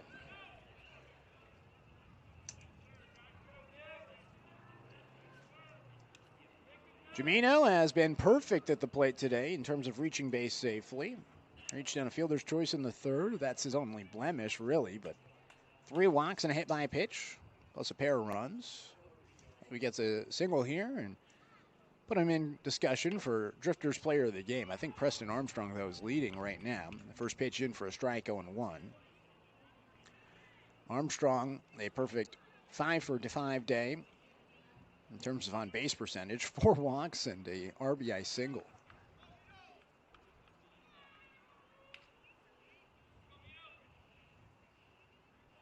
Here's the 0-1. Jamino pops it up out towards the third base side in foul territory, and it's going to go out of play. So good to have Nick Jamino back here in Springfield. I'm sure the locker room welcomed him back with open arms.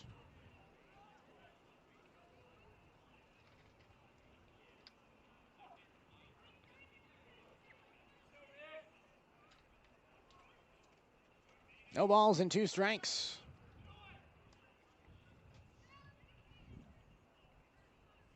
The pitch to Jamino. Called strike 3.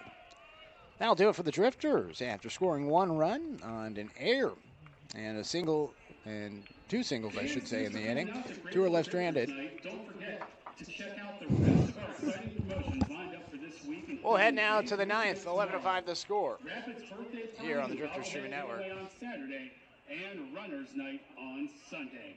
Don't miss out on all the fun this season. Get your tickets now at driftersbaseball.com.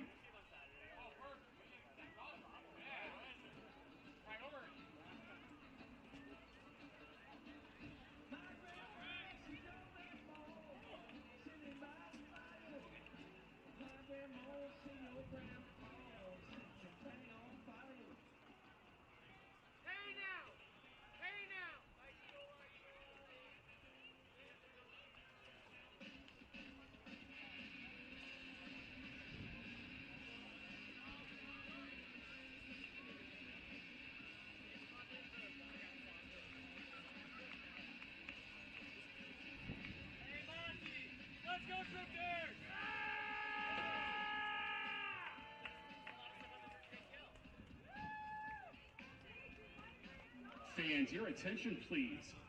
Now pitching for the Drifters.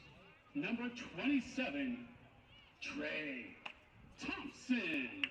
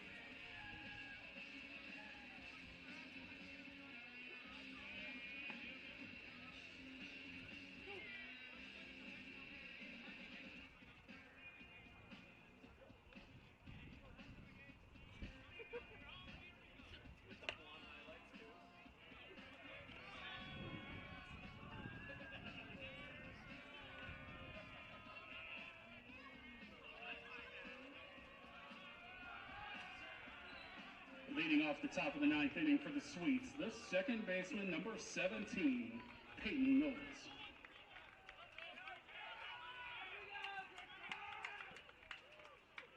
Trey Thompson comes into the game for the Springfield Drifters here in the top of the 9th inning. 11-5 the score is Thompson, another University of Oregon commit. Misses down low, 1-0. Comes in for his future teammate, Griffin Scott at the University of Oregon. Scott 1 inning pitch with 2 hits, a run, no walks, and no strikeouts in his Drifters debut. Thompson will rock and fire. Knowles will rip it down the right field line, and he has extra bases. As it ricochets off the wall, a throw from Meyer in right field goes a little bit high. But Nick Jamino showing that white man can jump as he leaps up and makes the catch at second base to save it from going to left field. I mean, he got up there. Now batting the center fielder, number 21, Sam Kane. So a double for Peyton Knowles, and now Sam Kane will come to the plate.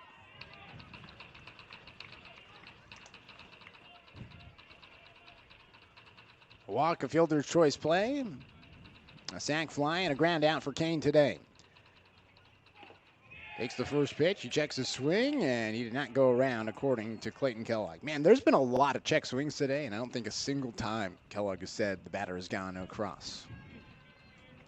So 1 ball and no strikes from Thompson, a right-hander from Bainbridge, Washington. Committed to the University of Oregon and delivers a 90-mile-per-hour fastball. 1-1. In his one appearance, he pitched an inning, did not allow a hit or a run or a walk or a strikeout. Just a quick 1-2-3 inning. 1-1. It's a big swing and a miss. Slowed it down. Went from 90-mile-per-hour fastball to a 75-mile-per-hour breaking ball. And it's now 1-2. Ranked as the 10th best player in the state of Washington, 8th best pitcher in the state of Washington as well.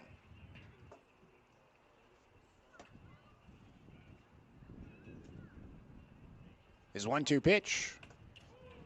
Up and inside, and it gets past Armstrong. He's searching for it. He doesn't realize it's a live ball. As Knowles advances over to third. How about Peyton Knowles in that leadoff spot? Despite just 6 hits today offensively for Walla Walla, he has 2 of them and continues to tear it up back in the WCL this season. And now Preston Armstrong and Trey Thompson having a conversation. Trying to get on the same page here. 2 balls and 2 strikes to Kane. Troy Osborne on deck, and Bo Stinson will be in the hole. So Drifters leading 11-5 here in the top of the 9th. 11 runs on 8 hits. They've been helped by 2 errors defensively for Walla Walla and a ton of walks and hit by pitches allowed by the pitching staff of the Sweets. 3 outs away from their 2nd series win of the season. Kane skies the 2-2 pitch out towards the right side of the infield. Mullins under it, makes the catch. 1 away. So Kane hitless. Had 1 hit yesterday and had a couple of hits in game number 1. Not the most successful series for Kane, but that's saying a lot because he's just been on a tear this season for Walla Walla. So here's Troy Osborne. Walks back in the 1st, a fly out in the 3rd, ground out in the 5th, and a line out in the 7th. First pitch, Osborne takes. Strike going to 1. I got to tell you, Osborne, when he was in high school, he was that guy. Out of Grants Pass, Oregon, multiple times was the league MVP as an underclassman and upperclassman with the Cavemen, and now loses his bat as he cuts through the 0-1 pitch. 90-mile-per-hour heater caught up to him. 0-2.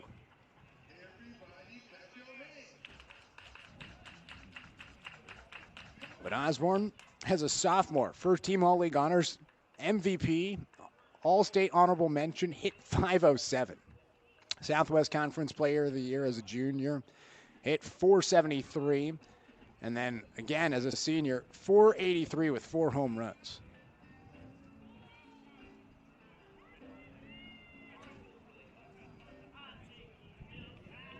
So no balls and 2 strikes to Troy Osborne.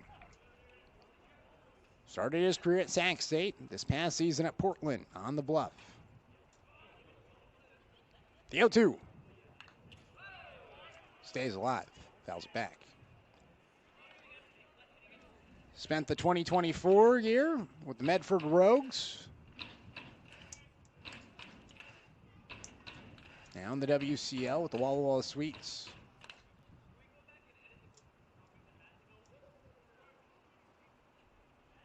The 0-2.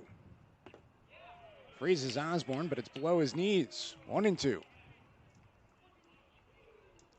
Osborne just had 1 hit all season long at Portland. He was 1 for 21.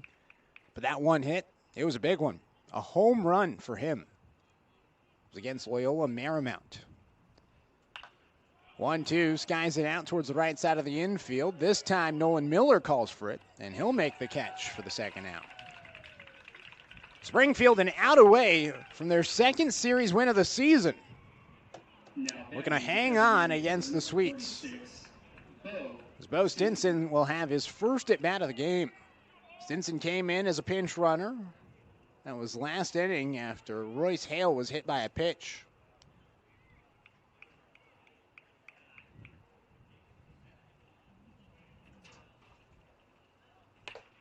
He'll take a strike. 0-1.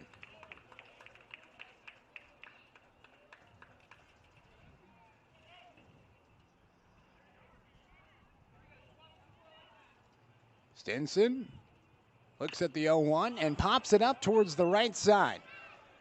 Thompson in the area gets called off by Preston Armstrong, who makes the catch in foul territory, and that's the ball game. Springfield wins 11-5. They come from behind, and the outfield, a little bit of a duck hunting celebration as they throw their mitts in the air, act like they're shooting down the birds as they celebrate a series win against the Sweets, 11-5. Drifters needed that one. Springfield now 11-22 on the season, 8-16 in WCL South play, and they have their second series win in their past 3 series. They'll look to keep it going tomorrow against the Corvallis Knights with game number 1 upcoming. Stick around for the post-game show. Ethan Klein will take you the rest of the way. I'm Knight Jarecki saying so long from Springfield. We'll see you next time here on the Drifters Streaming Network.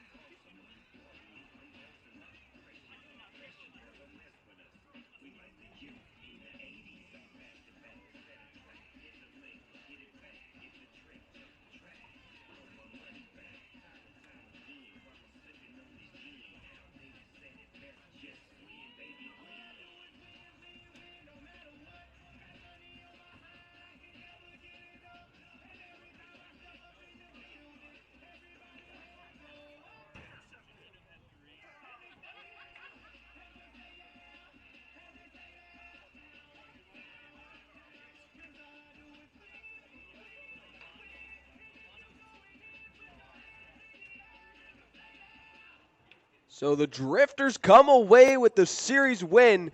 They get their first rubber match win of the season, 11-5, the final score here at Hamlin Sports Complex on this fine Thursday evening. Ethan Klein here with you for the Drifters post-game show after this one. And the Drifters coming into this game were 0-7 in rubber matches this season. They finally get one to go their way, and it was quite dominant fashion, winning 11-5 here today. And it wasn't necessarily great offense or great hitting that got the Drifters those 11 runs. It was some poor pitching and some great plate discipline from this Drifters squad, and that was highlighted by today's player of the game, Preston Armstrong, who went 5 for 5 in terms of getting on base today. 1 hit, 4 walks, and an RBI, that RBI single that he had later in the game. But a great day at the plate for Preston Armstrong. Hopefully will push the momentum in his favor going forward at the plate. But a great day from Preston Armstrong, so congrats to him, our Drifters player of the game here today. But he didn't do it alone, as every single Drifter got on base at least once today, if not multiple times, as it was Hunter Meyer in the leadoff spot going 2 for 6 with a run scored. Nick Jamino went 0 for 2 but had 3 walks and 2 runs scored. Cooper Mullins, who got to give him, Preston Armstrong absolutely our player of the game, but got to give a shout out to Cooper Mullins today. He went 2 for 5 with an RBI and a run scored, but also had some incredible defensive plays for the Drifters to save some base hits in today's game. And then Preston Armstrong, of course, we just talked about him hitting in the cleanup spot. It was Nolan Miller going 1 for 3 with an RBI and a run scored. He had 2 walks as well. Johnny Elliott went 0 for 4, but he was, I believe, hit by a pitch at one point. Also had 2 RBIs and a run scored. And then Karsten Hansen went 0 for 3, but had a walk, an RBI, and a run scored as well. Jacob Villapando getting the bat going a little bit. We saw him be really hot at the start of this season. He started with that 3 for 3 RBI day in Game 1 against Bend in that opening day game. And he's been struggling a little bit at the plate since, but Knight talked about it today on the air. It's been a lot of hard hit balls, a lot of really tough breaks for him at the plate, and they're bound to start dropping eventually. And today, they did. He went 2 for 3 with 2 RBIs, 2 walks as well, and a run scored. So a great day at the plate for Jacob Villapando. Aiden Gebhardt went 0 for 3, but had 2 RBIs and a walk as well. And so all 9 Drifters contributing to the huge 11-5 win here in this game. And take a look at a bit of a comparison between these two teams. It was 11-5 the score, and 8 hits to 6. The Drifters take that stat, and then walks was a big story. Free 90s as a whole. There were a lot of hit by pitches as well, but walks alone, the Drifters walked 13 times to the Sweets 3. And then the Drifters did strike out more than the Sweets as well. They had a lot more at bats, so naturally that might happen, but 8 strikeouts to 2 for the Sweets. And then a big part of this game as well was hitting with runners in scoring position, that bottom stat there. And not only did the Drifters have a better average with runners in scoring position with that 286 compared to 267, they had so many more opportunities. They got runners into scoring position so much more often that they were able to score more. And that was kind of the story of this game. The bases were loaded for the Drifters in, I believe, 5 separate innings, and it was just kind of a disaster for the Sweets on the mound. But the Drifters able to capitalize on that and take advantage and come away with their first rubber match win, their second series win of the season, and second in their last 3 series, also the second straight home series win for the Drifters. And they'll look to carry that momentum into a big series this weekend against the Corvallis Knights. But before we close out here, I want to talk about the pitching for the Drifters as well. Tristan Ledbetter going to come away with the W. He moves to 3-2 on the season. Not the best day for him. He's been one of the Drifters' best pitchers, especially best starters this season, but he goes 5 innings, 3 earned runs, 2 hits, 3 walks. and 21 batters faced. And so not the best day for him, but it was enough as the Drifters were able to jump out to a 6-3 lead in that 5th inning before he came out of the game. And then it was Ezra James who would come in for 2 innings to relieve him. He goes 2 innings with 1 hit, 1 earned run, and 2 strikeouts. The only 2 strikeouts for a Drifters pitcher today. And then Griffin Scott goes 1 inning. He's a new addition to the Drifters. The University of Oregon commit goes 1 inning, 2 hits, 1 earned run, and he hasn't pitched in a month. He was at Lane Community College, is committed to Oregon, is going to be going to Eugene this fall to play for the Ducks, and he hasn't pitched in a month since the Lane season ended, and so he shaken off the rust a little bit. It's to be expected, but his stuff was great. Low 90s on the fastball, great spin rate, great movement, great arm side run from the lefty. So expect to see great things from him for the Drifters in the remainder of this season. He's going to be a key piece of that bullpen and this pitching staff, as it's been a pitching staff that has struggled at times, but also been great at times. And it was Trey Thompson coming in to close things out for the Drifters. 1 inning, 1 hit, no runs, no walks, no strikeouts, and that was it for the Drifters. On the other side, it was Tyler Smith who came away with the loss in this one. Perry Stowe got the start, went 4 innings, 2 hits, 2 earned runs, 5 walks, and 3 strikeouts. And then Tyler Smith came in for a third of an inning, 4 runs, 2 of them earned, 3 walks, and a strikeout. A rough day for him. And then Zach Vega comes in for an inning and 2/3, 1 hit, 2 earned runs, 3 walks, and a strikeout. Quade Gonzalez would come in after that to pitch an inning, go 3 hits, 2 earned runs, 2 walks, and a strikeout. And then Owen Godinez would come in to close it out in the 8th inning, and it would be 2 hits, 1 run. It was unearned for him, and then 2 strikeouts as well. So a little bit of a better performance from him than the rest of the pitching staff through that 1 inning he pitched, but it wasn't enough for the Sweets to get it done. Drifters come away with an 11-5 win. They move on to play Corvallis this weekend before we have the All-Star break. That'll be up in Victoria. And so that will be fun. The Drifters only 1 All-Star. Michael Klein making his way up there. Some believe that Tristan Ledbetter was snubbed, including myself. He was having a great season before the All-Star selections, and personally I think he should have been an All-Star. Granted, I am a little biased. But nonetheless, Michael Klein going to be going up to the All-Star game up in Victoria, along with some of our Drifters staff, including Knight Jarecki, our wonderful broadcaster here in Springfield. But that's all I've got for you guys on today's post-game show. I'll be back with you tomorrow. It's going to be Knight Jarecki and Mike Parker on the call for tomorrow for the Corvallis Knights series here in Springfield. So looking forward to that one, and we'll see you guys tomorrow. First pitch at 6:35. We should be on air right around 6:50.